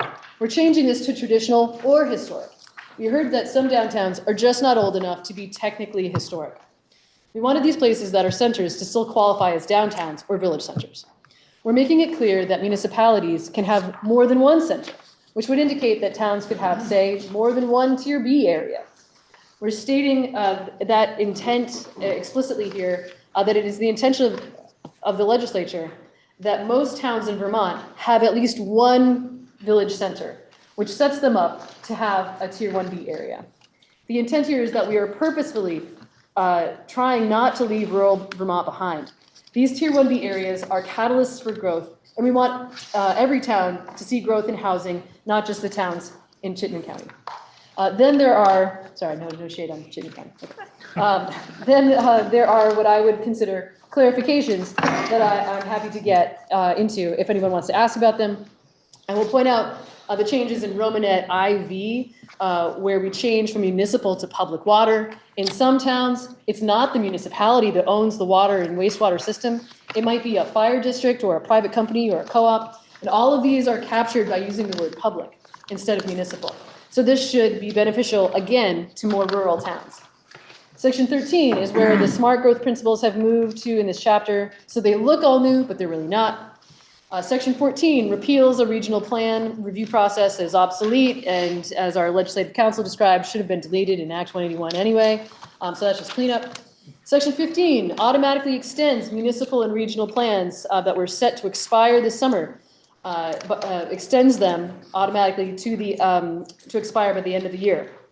This is important because we don't want to see these municipal and regional plans expire while the future land use maps are still being put together. And there were some regions and towns that we heard that would be the case for. Section 16 and 17 do have to do with the community investment board. This is the group that grants tax benefits to municipalities for projects in designated areas. This section just cleans up their definitions and, where applicable, uses a cross-reference to the future land use map definitions. And the last paragraph in section 17 is being struck because it's duplicative and therefore unnecessary. In order for section 18 to make sense, I need to reference the change we made in the definition of downtown and village centers. We allowed them to not necessarily be historic, but the historic nature of the downtown or village area is an important criteria for the community investment board's process. Their processes involve designating cities or towns as having achieved step 1, 2, or 3, where the higher number, the more developed they are. This section makes it clear that the historic aspect of these places can still be counted for their step designations. Finally, section 19 is an appropriation section that the Appropriations Committee removed, which I'll get into in a minute. But I want to take a minute to explain what motivated these two appropriations. The first is for money to build out the 802 Homes open source plans that a municipality could use for a pre-approved process. We wanted to build this out because while it seems that this program is off to a great start, it's clear that they could use more types of homes that are needed across the state to meet different types of styles and needs. The second appropriation really came as a request from the Rural Caucus. They wanted there to be more engagement between the Land Use Review Board and rural Vermonters, and we agreed, especially on Tier 3. This is one of the reasons why we are slowing everything down. We are purposefully inviting more feedback, more opportunity to iterate, more opportunities for outreach and conversation. So that is what this money is designated for. Before I wrap up, I want to acknowledge that we have heard a lot from our constituents about Act 181. I've had emails that contained both misinformation and that raised legitimate and very interesting concerns. I've had some very thoughtful interchanges with Vermonters who brought legitimate concerns. I will say that some of the concerns brought to me are in process and I'm still chewing on, and they're actually inspiring me to potentially bring some legislation forward for next year. And in part, that is the point of this bill, to give us more time to be thoughtful, to hear our constituents, and to respond accordingly. But I have also heard misinformation, so I want to clear up some of that just now. First of all, farming practices are not regulated by Act 250 and Act 181. Act 181 just modifies Act 250, and so Act 181 also does not regulate or restrict farming. There is gray space around on-farm accessory businesses, and there may be more work that we need to do on that, but that's a welcome future conversation. Act 181 did expand exemptions for accessory on-farm businesses, though, just to note. Second example, someone who wants to subdivide their land so that their child can build a house, provided you're in a Tier 2 area, which is most of Vermont, and the driveway is less than 2,000 feet, that subdivision of a new home would not likely trigger Act 250. And third, if you hear concern about Tier 3 areas, please know that the first draft of those maps were quite sweeping. The second draft, which is the latest draft, has significantly reduced the area, and we expect another draft to come out in April. I think that is likely to see even further reductions in the implicated area. I have heard some people say, my property is in Tier 3. That's not necessarily accurate yet, because the maps are still shifting. I would say nobody knows for sure whether, where Tier 3 areas are going to be. I worry that some folks may have seen an earlier version of the Tier 3 maps and thought that that was it, when really we are still iterating. Coming out of this full report, I have two hopes for you all as listeners. The first is that you will let me know the stories that you are hearing from people in your districts, if they have legitimate problems, I want to know about them. The second is that I hope you will gently and humbly correct misinformation if you hear it. We heard from many witnesses on this bill, and as a part of my due diligence on this issue, the senator from Chittenden Southeast, Senator Ron Hinsdale, and I attended a meeting of the Rural Caucus to hear their concerns and asks, and then I provided them with an update when I couldn't attend later on, but they were interested in the progress that we had made on S325. We incorporated some of their asks and that have been now built into 325. And I want to recognize that we purposefully made an effort to hear rural voices on this issue. Specifically, when we even invited Representative Sibilia, one of the chairs of the Rural Caucus, to come testify, and we had Mary White, who is the president of the Vermont Farm Bureau. Additionally, we heard from the Chittenden County Regional Planning Commission, the Agency of Natural Resources, the Northwest Regional Planning Commission, the Department of Housing and Community Development, Vermont Natural Resources Council, the Land Use Review Board. We heard from Let's Build Homes. We heard from the Vermont Chamber of Commerce. And as I mentioned, the Vermont Farm Bureau. I'm very proud of the work that Natural Resources did on this bill, and it came out of committee with a 5-0-0 vote. We ask for the support of the Senate. Thank you. Recognize the senator from Caledonia, Senator Beck, for the report of the Committee on Finance. Thank you, Mr. President. Your Finance Committee took a very narrow look at this bill, just at any potential fee or revenue implications, and we did not find any. We voted 7-0-0 to forward the bill to your Appropriations Committee. Thank you. I recognize the senator from Washington, Senator Watson, for the report of the Committee on Appropriations. Thank you, Mr. President. The Senate Appropriations Committee did take a look at this bill and recommended removing, striking out, I believe it is section 19, which was the amendment, which was the appropriation that had a couple of items to it, including the money for further outreach, as well as for the development of further plans for the 802 homes. And that, I believe, came out of committee at 502. Thank you. The question is, shall the recommendation of amendment of the Committee on Natural Resources and Energy be amended as proposed by the Committee on Appropriations? Are you ready for the question? Senator from Addison. Thank you, Mr. President. May I interrogate the presenter of the bill? The appropriate questions would be on the appropriations amendment. Is your question on the appropriations amendment or the underlying bill? I believe the underlying bill. I will. Are you ready for the question? So all in favor, say aye. Aye. All opposed, nay. The ayes have it, and we have approved the recommendation of amendment of the Committee on Natural Resources be amended as proposed by the Committee on Appropriations. The question now is, shall the bill be amended as recommended by the Committee on Natural Resources as amended? Are you ready for the question? Senator from Addison. Thank you, Mr. President. May I interrogate the presenter of the The bill? presenter's interrogated. Mr. President, how much land, private land, may be affected percentage-wise of Tier 3? Thank you, Mr. President.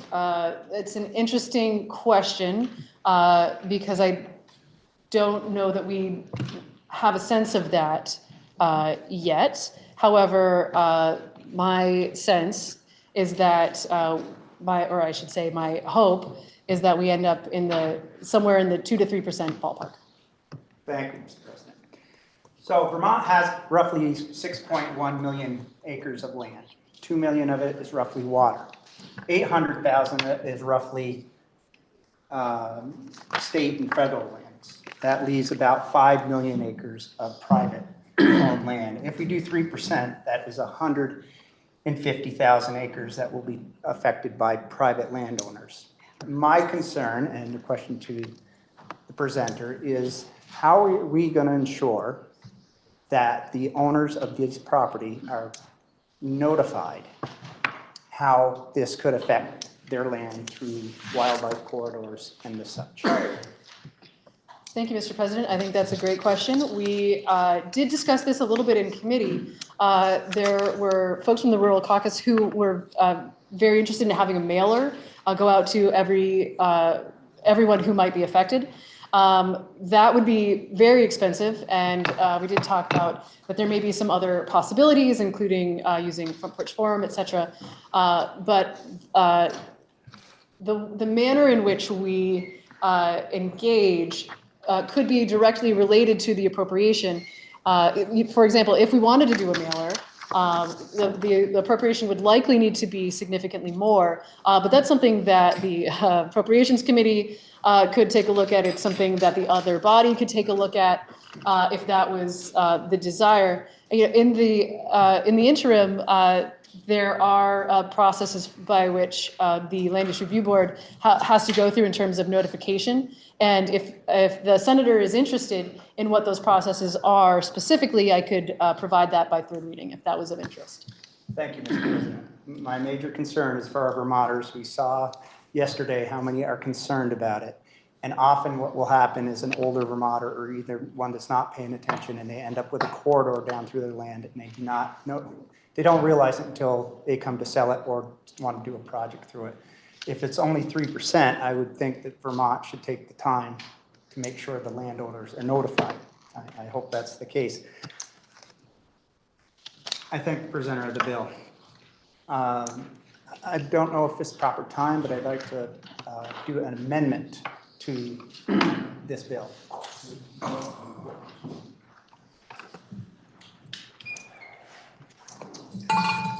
Watch out.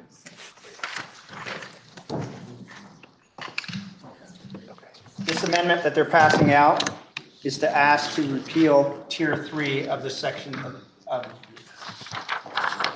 this bill. Previously under 10 VSA, Tier 3 referred to highly sensitive natural resource areas like river corridors, headwaters, important habitats that the Natural Resource Board would define and protect through rulemaking. The law also requires the board to create and explaining how those areas would be defined and protected. What this changes, it deletes Tier 3 out of the bill. Repeals the request of the board to create rules for Tier 3 areas. Leaves only Tier 1 already defined elsewhere. Also already defined elsewhere. And Tier 2, everything that is not Tier 1, since Tier 3 no longer will exist. Its particular terms, the state is abandoning the 3-tier land classification system and effectively moving it to 2 categories. No future rulemaking will happen to designated regulating Tier 3 areas. Protection that might be created under Tier 3 will not be implemented through this framework. This amendment eliminates Tier 3 entirely, both the definition and the rulemaking. So Vermont land classification system effectively shifts from 3 tiers to 2 with no separate categories for the most sensitive natural areas. Our Vermonters have done a fine job so far of protecting what these areas are, and I don't believe as a Senate body that we should continue to, for lack of better words, oppress our landowners with Tier 3. Thank you, Mr. President. Senator from Washington. Thank you, Mr. President. I would like to request a brief recess so that the Senate Natural Resources and Energy Committee could meet because we have not had the opportunity to review this amendment. We will take a 5-minute recess. We'll take a brief recess.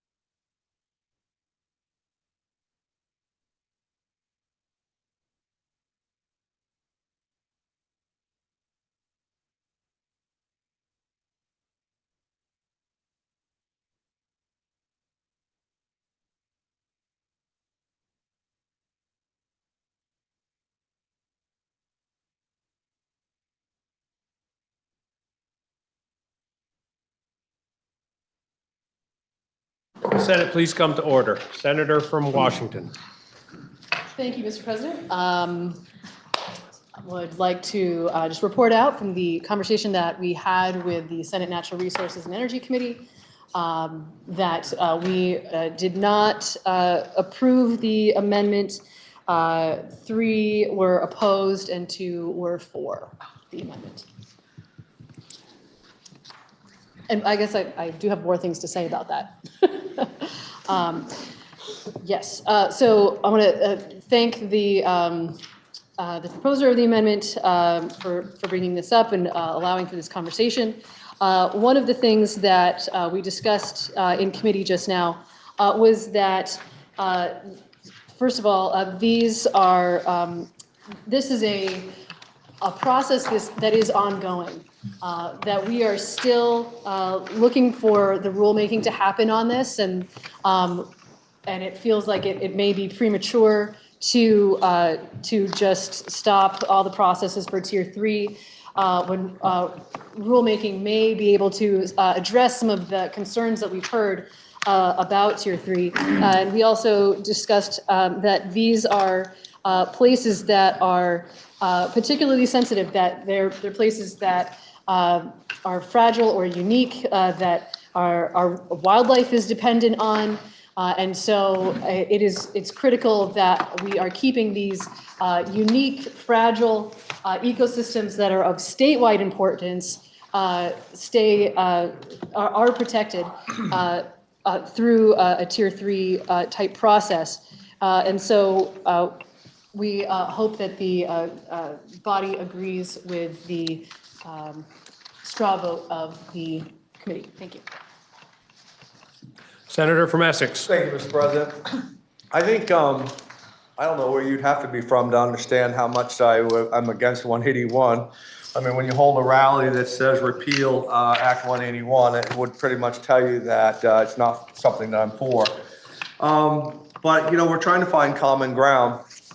I like that the conversation keeps on going, that we're trying to keep on trying to find our way through on this. That's pretty much how this bill has been passed right from day one. The goalposts keep on moving, and oh well, we just don't know yet. We just don't know yet. We just don't know yet. But here's what people do know. The public's starting to figure it out. As you could saw the little event that we had yesterday, and then the thousands and thousands of emails that we're getting, the public's starting to figure this out. I live in Tier 3. All of my district is in Tier 3. I get the sensitive area. And of all people that know are my constituents, is that they're not looking at all to wreck their area of where they're at. They understand, of all people, the beauty of what Vermont has. I mean, I tell people all the time that if you are standing in downtown Newport and you want to go boating, I would name off 15 bodies of water within 20 minutes and forget 15. The mountains, the trail biking, the snow machining, the natural trails, everything, the skiing, everything that we have is beautiful. But also, we should be able to live like the rest of Vermont does and not be restricted. I represent the poorest of the poor. We're poor only in monies. We're not poor in how we live our lives. Yes, we all seem to have 2 cars. We have a place to live. We send our kids to school. We send them on class trips. We go on vacations ourselves. You know, we do live, but we live more frugal. And I do think that anybody who understands anything about Vermont should be made to come up into our areas. Don't stay too long, but come up into our areas and live like we do. Live how we do. Live how we do, well within our means. We're not up there polluting our lands. We're not up there doing bad things. We certainly don't need, if we want to put a home in, to have Act 250, which was designed to be commercial development. We just want to live, man. That's all we want to do. We want to build a house where we want to do. We want to buy a piece of land. We don't want to build it by the road. We want to put it up where that house is going to bring the greatest pleasure to us. Up off the road, a little peace and quiet, maybe have a view, bring more value to the house. I get some parts of 181. I get to where you want to develop downtown centers, the 1As, the 1Bs, and all of that stuff. And I'm glad that you're willing to forgive the Act 250's process to go there. But we're going to fight tooth and nail on this on this Tier 3 stuff. We really, really are. Again, 66% of Vermonters live in Tier 3s. Their voices are going to be heard, and it might not be the way that you want. I can promise you that. I support this amendment wholeheartedly. I think that we're going to have a fairly good vote. I ask that when we do it by roll call. But I'm also going to ask for just a 5-minute recess just to meet with our caucus right over here, and I promise it will be 5 minutes or less. We'll take a 5-minute recess.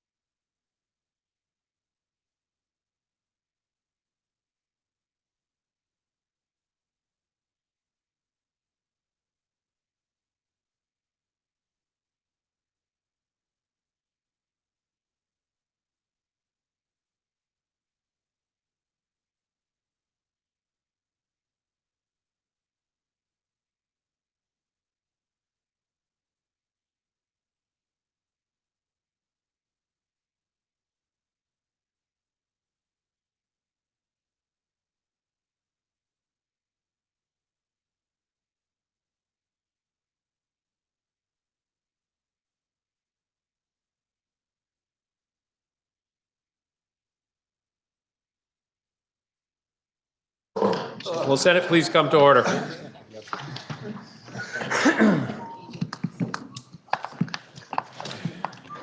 The question is, shall the recommendation of amendment of the Committee on Natural Resources and Energy as amended be further amended as recommended by the Senator from Addison, Senator Heffernan?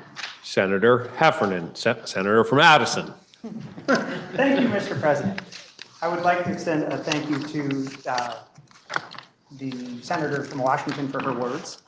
And Tier 3 will just help regular Vermonters keep doing what they're doing. She spoke of sensitive areas. If we know where these sensitive areas are, which I believe they do, then those are the areas that we should maintain or put our attention to, not the entire state. So I'm asking this body to please vote for this amendment. Senator from Bennington. Mr. President, a few things to say about this. One is that Tier 3, and in some ways, this entire effort came out of work done by the Fish and Wildlife Department when they created the Vermont Conservation Design. And the Vermont Conservation Design is a truly brilliant piece of work. that looks statewide and identifies some of the areas that are the most critical for habitat, for rare species, for plant and animal migration, etc. And that's where in particular Tier 3 comes from. Because even though it may be true that people do a good job with their land, and I certainly believe that, because I like to think I'm one of them, it's also true that much of Vermont's ecosystems are hanging by a thread. And those threads are the little areas that connect blocks of land. And that's really what Tier 3 is about. Tier 3 is actually very small bits of land where actually in most cases nobody lives. So I'm sure there was a misunderstanding about this. There's no way in the world 66% of people live in Tier 3. It's possible a little tiny something less than 1% might live in Tier 3 because Tier 3 are going to be very small blocks, pieces of land here and there that are playing a critical role for holding the ecosystem together. And that's the point of this. That's the point of Tier 3. And I also, there's no district in Tier 3 because it's just not possible. And the notion about the goalposts moving is an instance kind of damned if you do, damned if you don't. Because this bill from the start has more process built into it than any piece of legislation that I've ever even been aware of, let alone been a part of. There is this process, this whole undertaking has been laced with process from the start and real effort for public involvement. And the board has been working diligently, I think, to bring the public into the process. They've done the best that they can. There's always, then after the fact, when people weren't aware, then they say, well, what about the process? Well, but it's continuing. And that's part of the reason why the board came to us in the first instance, to the committee, and started this process by saying, let's give a little more time because we want to get this right. We want to do it well, and we welcome more input. And so the board came to us and asked for some of the dates to be pushed back so that they had the time to really get it right. And that involves public input. So it's really, Tier 3 from the start has been a critical part of this. It was part of what brought the whole universe of the business community and the environmental community and kind of everybody that came into the process together to agree on this concept of releasing Act 250 jurisdiction in parts of the state where we've already made the decision that it makes sense to have housing and economic development, and then identifying very small parts here and there that are truly critical to holding the ecosystem of Vermont, its natural resources community together, and that's what Tier 3 is about. So I really hope people think carefully, and especially in view of the fact that nobody can say where Tier 3 is because it hasn't been set. And the board is made up of Vermonters. And by the way, one of the little provisions I really like in this bill, in Act 181, is that no two board members can be from the same county. And that was very purposeful. It was to make sure that there was a diversity of opinion across Vermont. And in fact, we've got one from Bennington County and one from, I forget if it's the Northeast Kingdom or let's say the Northwest Kingdom, but it's way up there, one of them, and a couple in between. So the board asked for, and to clarification, I think the sense was last year that the board had the authority to not apply all of Act 250 to either the road rule or Tier 3. They then thought it wasn't done clearly enough, so they came back and said, well, if you want us to do it, you got to give us very, very clear authority to do rules accordingly, and we gave it to them. So we don't yet know where Tier 3 is. We have a sense. The board put out an initial draft in order to get some feedback and move it in or out or up or around, depending on that feedback, and they're still in the middle of that process. So if you talk about making a premature decision, this would be the epitome of premature decision because we don't even know where Tier 3 is. or what the implications are when Tier 3 does come into being. It may be that a single house, for instance, depending on where it is, doesn't even matter, or won't be counted. So we don't know what we're talking about yet because it hasn't been set. This would be a huge mistake and would really, Vermont has been a leader in trying to do the right thing with the environment and hold it together. All the reasons that we've heard about, recreation, we hear constantly about how important Vermont's environment is to the people who live here, to our visitors, to the billions of dollars it actually generates for Vermont. And that's what this is about. And so I urge my colleagues here today to think very carefully before doing the kind of damage that this amendment would do. Senator from Rutland. Thank you, Mr. President. I'm a native Vermonter, lived here all my life. My great-grandson's an 11th generation Vermonter. And we bought property as an investment, but also to be able to extend our next generation a place to live. I'm on the Natural Resources and Energy Committee, and I've tried to work within that committee to get S325 right. Most people in Vermont don't know that there is a conservation design, and they certainly don't know that their land is in there. And what I'm hearing from my constituents is that they don't want an unelected board telling them what they can do with their own property. And that's exactly what this Tier 3 is doing. Yeah, we don't know where it is. And this process has been kind of unveiled in the darkness to most Vermonters. So I'm saying maybe we just need to slow it down and let Vermonters know what's happening with their own property. And then once they know, maybe they'll buy into it. I believe that what the senator from Bennington said is true because I'm a conservationist. I know there's sensitive areas and there are natural communities that we need to protect. But the people need to understand what's happening with their land. They've been losing their own personal property rights, and I don't support that anymore. Thank you, Mr. President. Are you ready for the question? Senator from Madison. Thank you, Mr. President. I'll make this quick. I would like to use his words of the senator from Bennington. I agree what he says, is we don't know.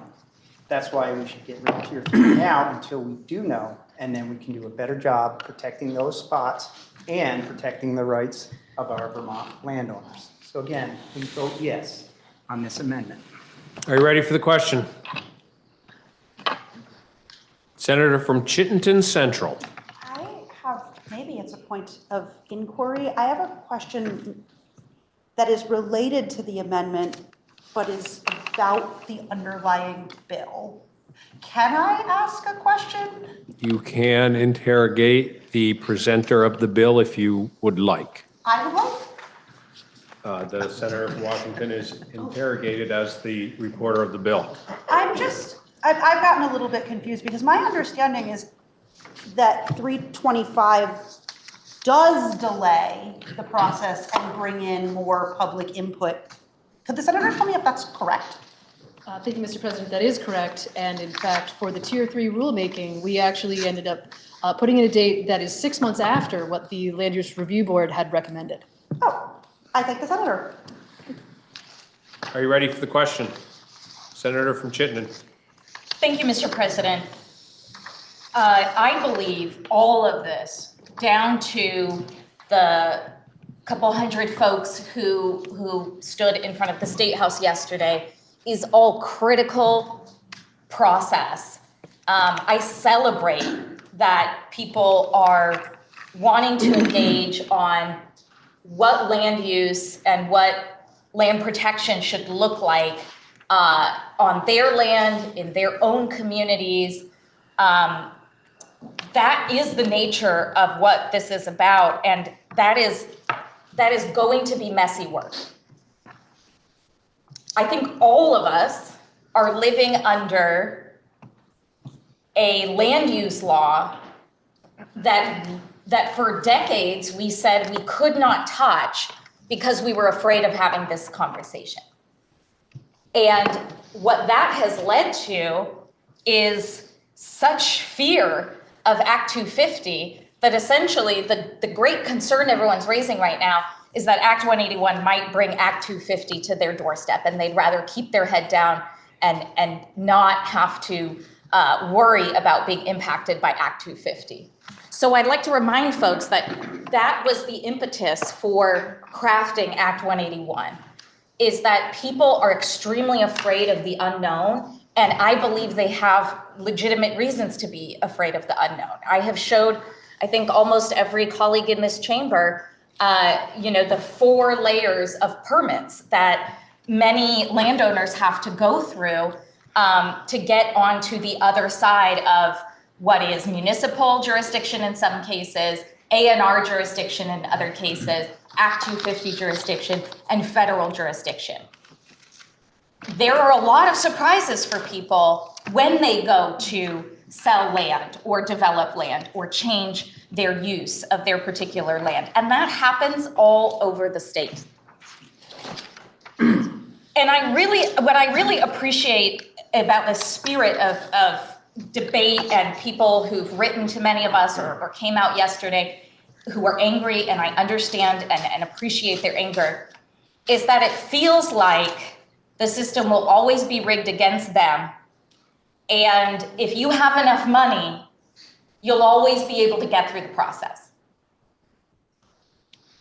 That's something that keeps me up at night when I hear people say that second homeowner or that big corporation, they're going to be able to get through the process. I won't. Because, Mr. President, I worry that all of the little bells and whistles and new pathways we've added in Act 250 ultimately spits out a Dollar General over 20 units of housing or over, a working farm. The status quo is not working for people. And I know, Mr. President, this amendment is narrowly tailored in theory to Tier 3, but the tiers need each other, Mr. President. Just like our committees need each other. I mean, what I'm extremely grateful for is we had to originate Act 181 in the Economic Development Committee 2 years ago because we didn't have natural resources committees that were willing to talk about housing. Now we have a natural resources committee that is proposing a bill on housing and development and land use. And that is all we could have asked for. And in that context, Mr. President, I want us to look at the amendment and look at the definition of Tier 2, because I think it spells out really clearly the concern that I would have in getting rid of Tier 3. I worry that Tier 2 is largely undefined. Right now, it is in statute defined as an area that's not Tier 1 or Tier 3.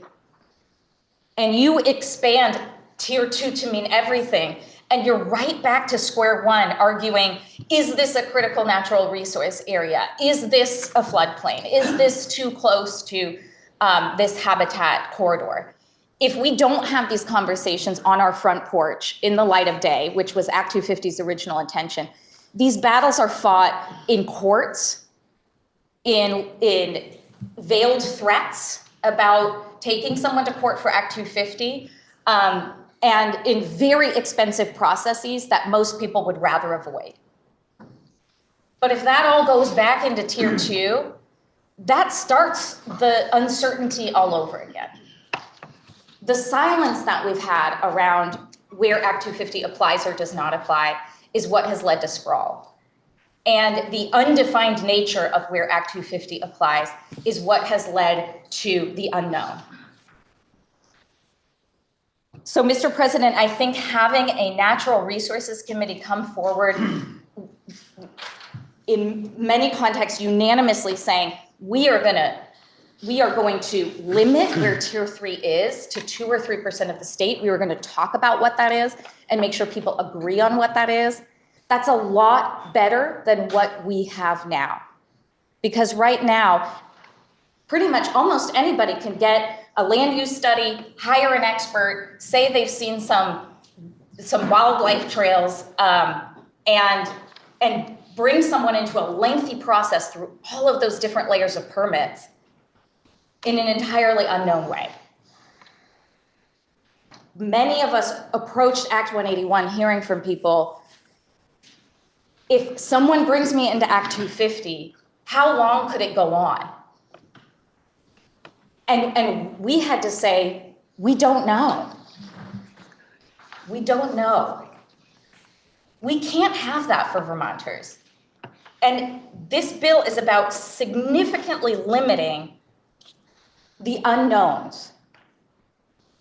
If we take what would have been 3% and truly, I don't know if my colleagues realize what they're saying is, they would put it back into a majority of what the state is currently categorized as, which is tier 2, which is a category that we can do a lot more work to define where development can happen and how we release more of tier 2 from Act 250. But if we mix tier 2 and tier 3 back together, you're back at looking at huge percentages of land that people want to claim is something that it may not be. So, Mr. President, with that, I just want to remind people, we had this debate in Act 181. We said clearly, and it's in the calendar in existing language, that every community needs the opportunity to be able to have tiers 1, 2, and 3 in their community. Where people are saying they're all tier 3 or 66% of the state lives in tier 3. We need people to engage in this process. We need people to say, in my community, we all agree we want this small parcel to be protected. It's important to all of us. We want most of our community to be left alone, and we want some areas to experience growth. In the absence of doing that formally and making that known and defined, which it's becoming extremely defined as per these maps, we push people back into the unknown. And Mr. President, I don't want to go back into the unknown where it's much more about whether or not you have the money to continue appealing in the process. And it becomes much more about using the science, the data, and a good public process to define tiers that give people a deep sense of what they can and cannot do in their own community. Thank you. Senator from Essex. Thank you, Mr. President. It's what I find comical about all of this is that this whole bill is I don't know. Where's 1A? I don't know. Where's 1B? I don't know. Where's tier 2? I don't know. Where's tier 3? I don't know. But yet we're asking to vote on something that we don't know. Over and over and over again. We don't know anything. But we know that we want to pass this bill. It's unbelievable to me that when we are in a housing crisis right now, that we are trying to set up all these tiers that are going to make housing harder to build, more expensive to build. But we don't know nothing. Point of order. We don't know anything. Point of order. Senator, what's your point of order? Point of order. I believe the speaker is not within our rules to have language that is used by members during debate that is temperate, decorous, or respectful.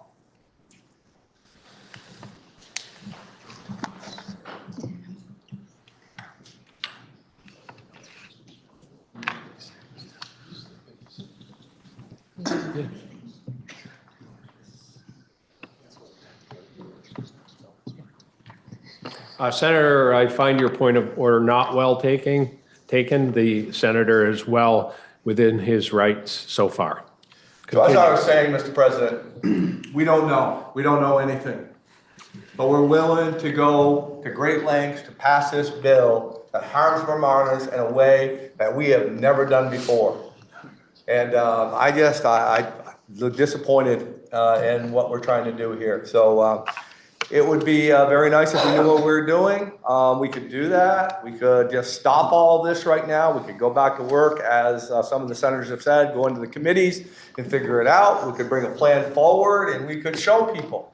Okay, here's where you are. Here's 1A, here's 1B, here's 2, here's 3, here's the wildlife corridors, here's the wetlands, here's the road rules. and all of that. Because that's the way it looks right now. Everybody is correct that have said this. The public does feel like it is stacked against them. Because if they don't get you in tier 1A, if they don't get you in 1B, they don't get you in 2, if they don't get you in 3, if they don't get you with the road rule, then all of a sudden this miraculous wildlife corridor is going to pop up and they'll get you there.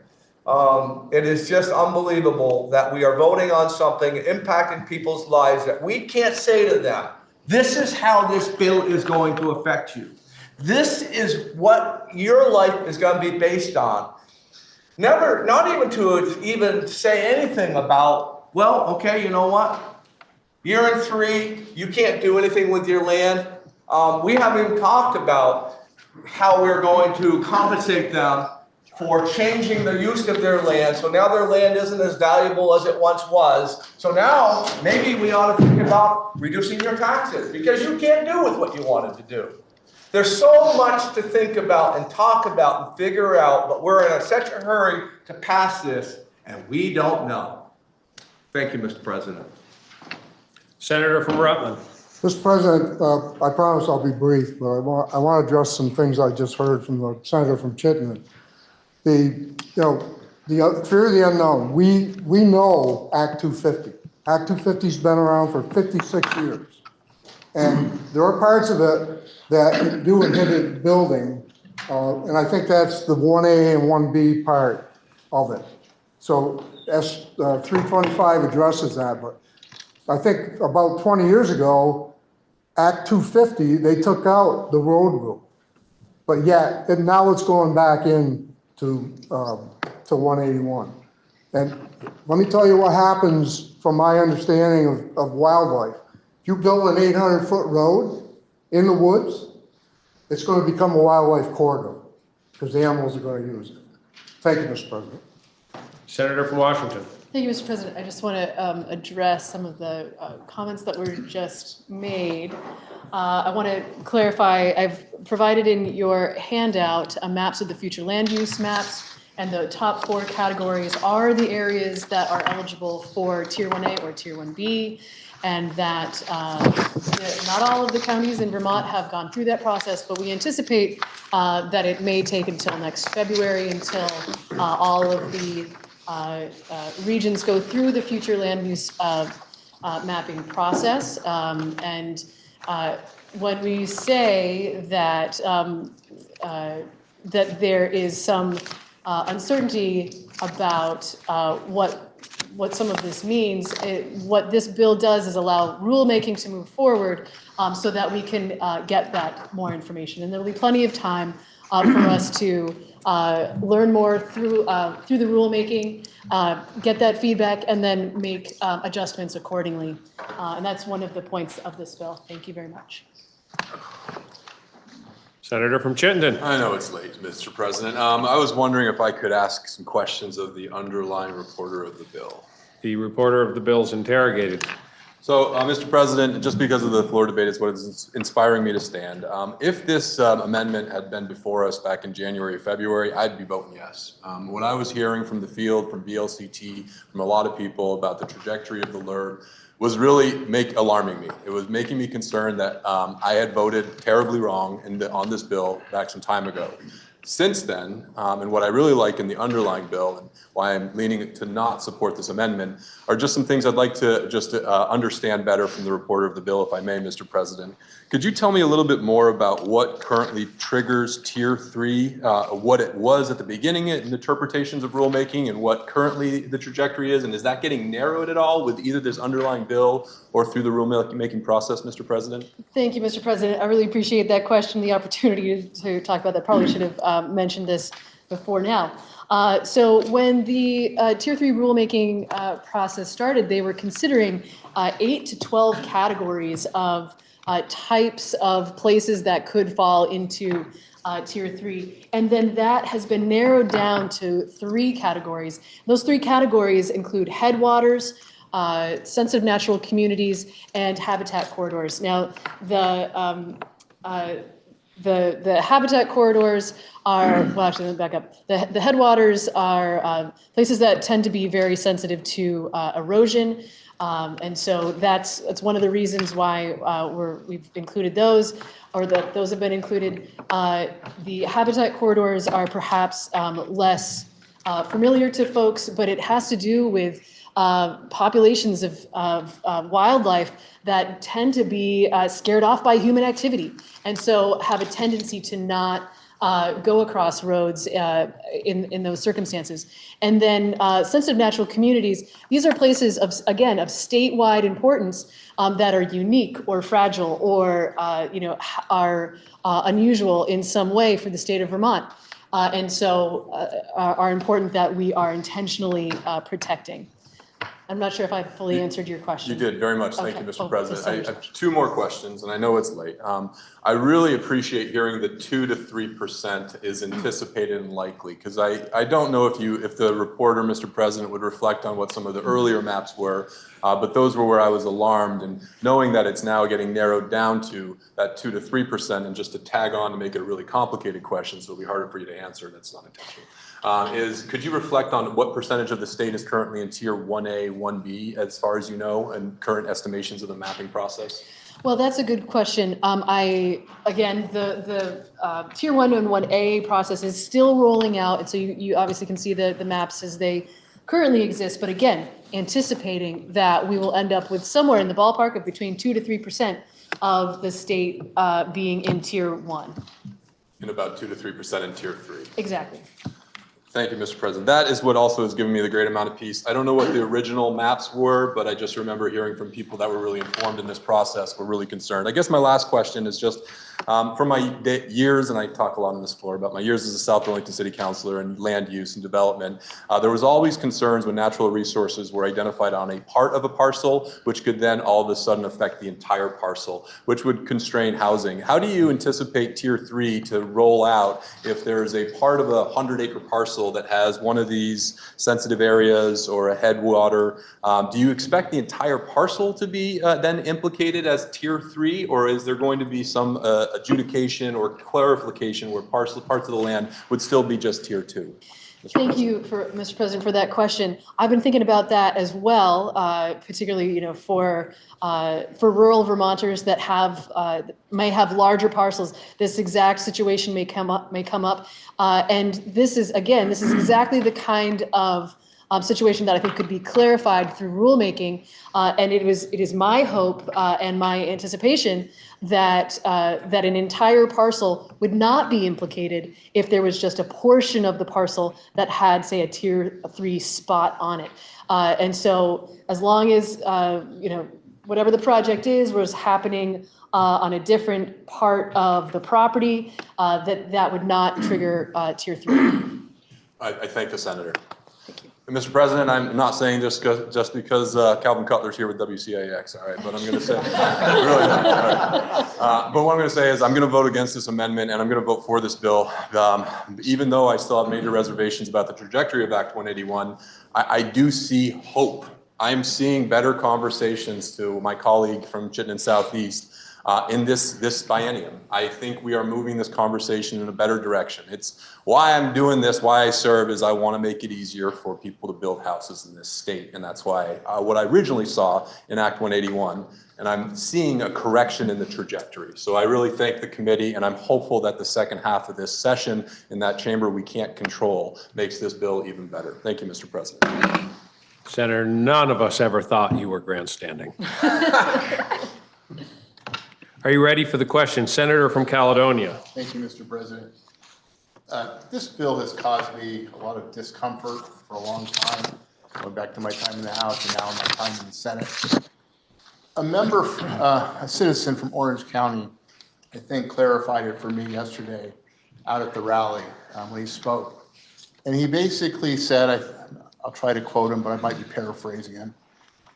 He said, no more negotiations about rural Vermont without rural Vermonters at the table. And I think that's the issue here. I think rural Vermonters and landowners don't feel like they're at the table. They feel like they're on the table. And that, I think, is the problem with the process right now. And that's why I'll be voting yes for this amendment. Senator from Windsor. This is exactly what this bill is doing. It's bringing everyone to the table. I mean, I find it interesting that we're making sausage in here, and I know why our constituents are becoming vegetarians all of a sudden. This bill is bringing everyone to the table. It's extending people's voices. This is what this bill is doing. I'm incredulous to hear what's going on. We're asking people to come to us, to tell us. I've been getting emails on both sides. I am not in favor of kicking the can down the road, but this is what we're doing so we can include our rural Vermonters, so we can include our urban Vermonters. This is what this bill does. And the rest of this is politics. Let's listen to our constituents, whatever way it goes, in the end, and do that. That's what we should be doing. So to say no to this bill is saying no to your constituents and saying, no, we're not bringing them to the table. So stop all the politics. I enjoy when 200 plus people show up and say, this is what I feel. That's democracy. Even if I don't agree with them, I want to hear from them. But to say no to this bill is to say, you know what? I know better. This is what we're going to do. We're extending the amount of time that our constituents can tell us what they want. So that is why I'm voting for this bill and not voting for this amendment. Thank you, Mr. President. Are you ready for the question?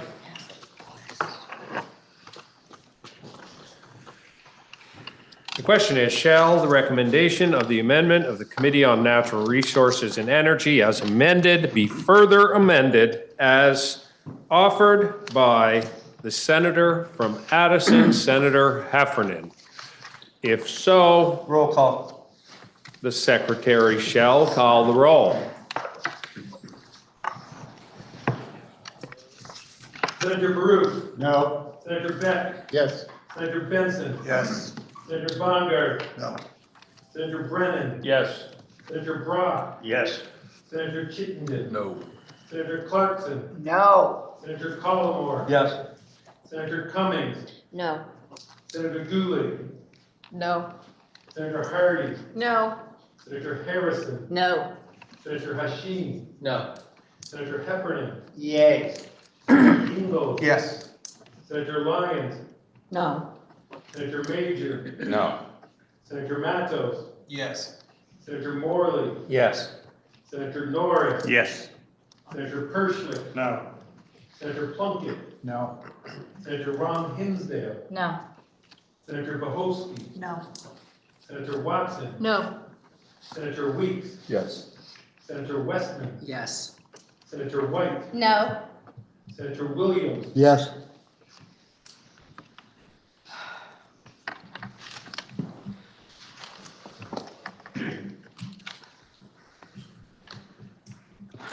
Those voting yes, 13. Those voting no, 17. The amendment has failed. The question is, shall the bill be amended as recommended by the Committee on Natural Resources and Energy as amended? Are you ready for the question? Roll call. Roll call has been requested. Are you ready for the question? If so, the secretary shall call the roll. Senator Baruch. Yes. Senator Beck. No. Senator Benson. No. Senator Bongard. Yes. Senator Brennan. No. Senator Brock. No. Senator Chittenden. Yes. Senator Clarkson. Yes. Senator Collmore. No. Senator Cummings, No, yes. Yes. Senator Hardy, Yes. Senator Harrison, Yes. Senator Hashim, Yes. Senator Heffernan, No. Senator Ingle, No. Senator Lyons, Yes. Senator Major, Yes. Senator Matos, No. Senator Morley, No. Senator Norris, No. Senator Pershman, Yes. Senator Plunkett, Yes. Senator Ron Hinsdale, Yes. Senator Bohosky, Yes. Senator Watson, Yes. Senator Weeks, Yes. Senator Westman, No. Senator White, Yes. Senator Williams, No.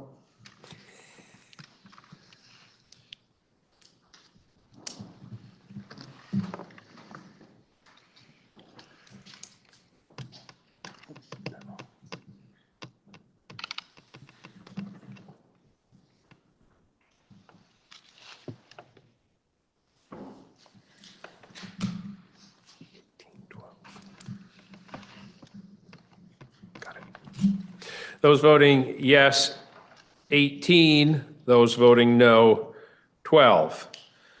And the bill has been amended as recommended by the Committee on Natural Resources as amended. Okay.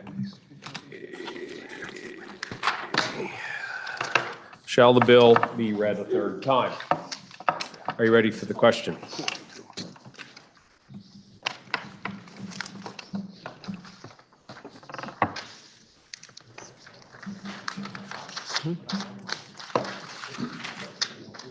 Are you ready for the question?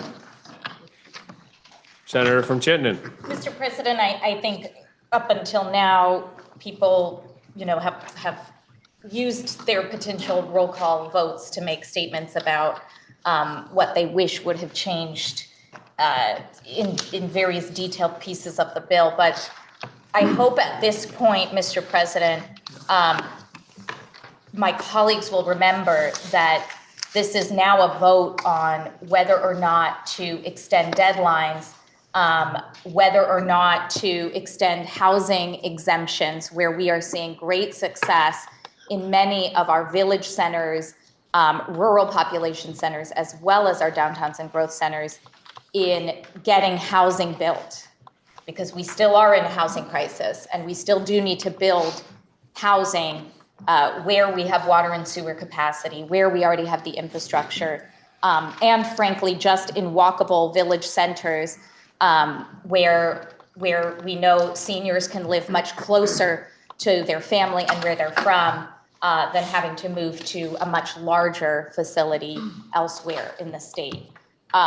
So I would ask for a roll call vote, Mr. President, and I certainly can't control anybody's vote, but I do hope we remember that this is an incredibly careful compromise that was unanimous coming out of Senate Natural Resources, and it gives us a lot of strength with forces we can't control to show that we do care about listening to our constituents' voices, extending the timeline of the information gathering process, and extending housing exemptions so we can get much needed housing built. Are you ready for the question? Senator from Essex. I think, again, if that's what the folks in Chittenden County like, then they ought to have that. They ought to go to their city council and they ought to say, yeah, this is what we want. But my people in rural Vermont don't want all what was just talked about. They don't want to have to live in a 1,200-foot apartment, 2-bedroom, 1-bath home and walk to Hannaford's or whatever. They want to live where they want to live. They want to have their choices. We don't want to live where you look out your window and then the only other thing you see is a window with somebody looking back at you. They want the flexibility and the freedom to do is what they want. So yes, we will gladly take as many roll call votes as what we need to take to show the 66% that are going to be affected by this bill and who are going to get louder and louder and louder. We will gladly take roll call votes over and over and over again to show Vermonters who's standing up for them. Thank you, Mr. President. Are you ready for the question? Senator from Franklin.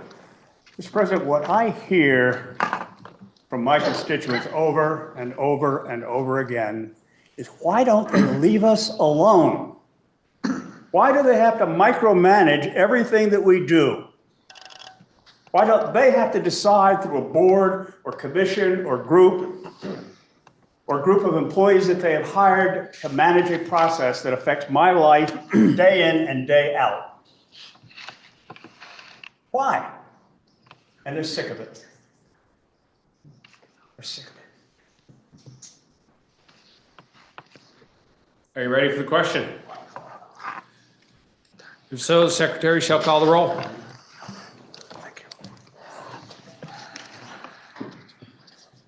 Senator Baru. Yes. Senator Beck. No. Senator Benson. No. Senator Bongard. Yes. Senator Brennan. No. Senator Brock. No. Senator Chittenden. Yes. Senator Clarkson. Yes. Senator Collmore. No. Senator Cummings. Yes. Senator Gulick. Yes.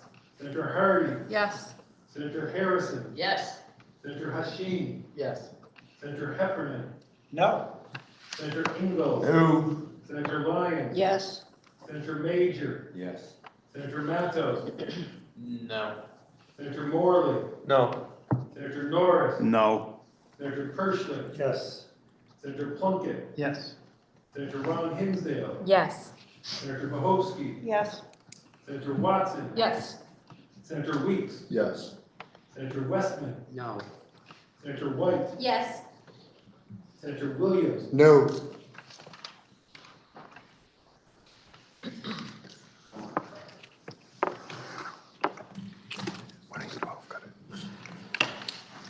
Those voting yes, 18. Those voting no, 12. The ayes have it. You've ordered third reading of S 325. Senator from Chittenden Central. Thank you, Mr. President. I had the foresight to send staff home who are waiting for other bills because this would be the last one. Didn't quite realize how long it would take, but I am glad that we had a robust debate, and we will, I'm sure, discuss that further tomorrow. With that said, Mr. President, pending announcements, I would move that the Senate stand in adjournment until 1 p.m. Thursday, March 26, 2026. And just a final word, you may have noticed that there is in the calendar today nothing on notice. Everything is up for action. So what that means is we will have another long debate tomorrow, but there is sunshine at the end of the tunnel. After 2 more days of this, we will have an empty calendar, and we'll have just a trickle of House bills coming forward. So do prepare for long sessions tomorrow and the next day, and then next week and the weeks after for a few will be light. Thank you, Mr. President. Are there any announcements? Senator from Addison. Just a quick statement. I appreciate the respect and knowledge and everything being my first time in this position. I really enjoyed watching the debate, the respect we have for each other, and I hope that continues. Thank you, Mr. President. Are there any further announcements? Senator from Windsor.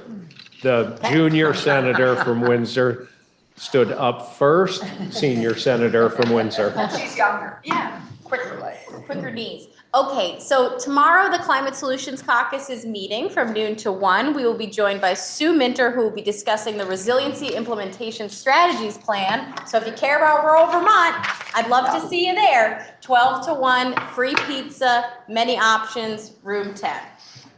Senator from Windsor. And pepperoni.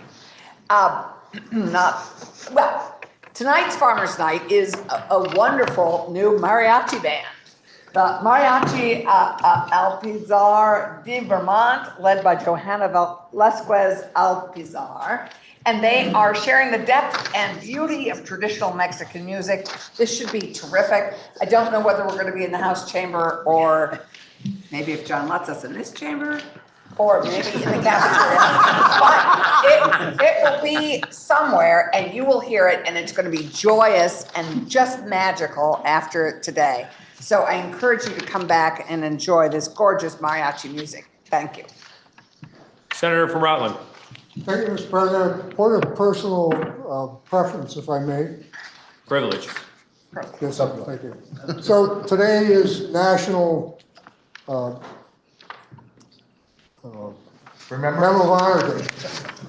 And I want everybody to understand that, you know, those people that sacrificed their lives, when they raised their right hand and they signed up, they didn't exactly know what they're getting into, but they did what their duty called for.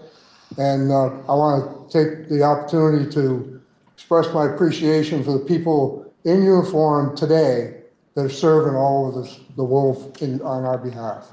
Thank you, Mr. President. Are there further announcements? Seeing none, the senator, seeing one.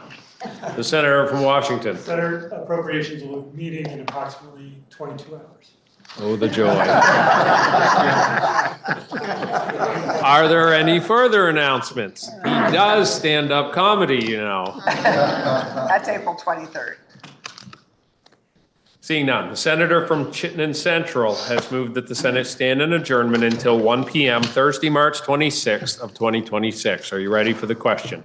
If so, all in favor say aye. Aye. All opposed, nay.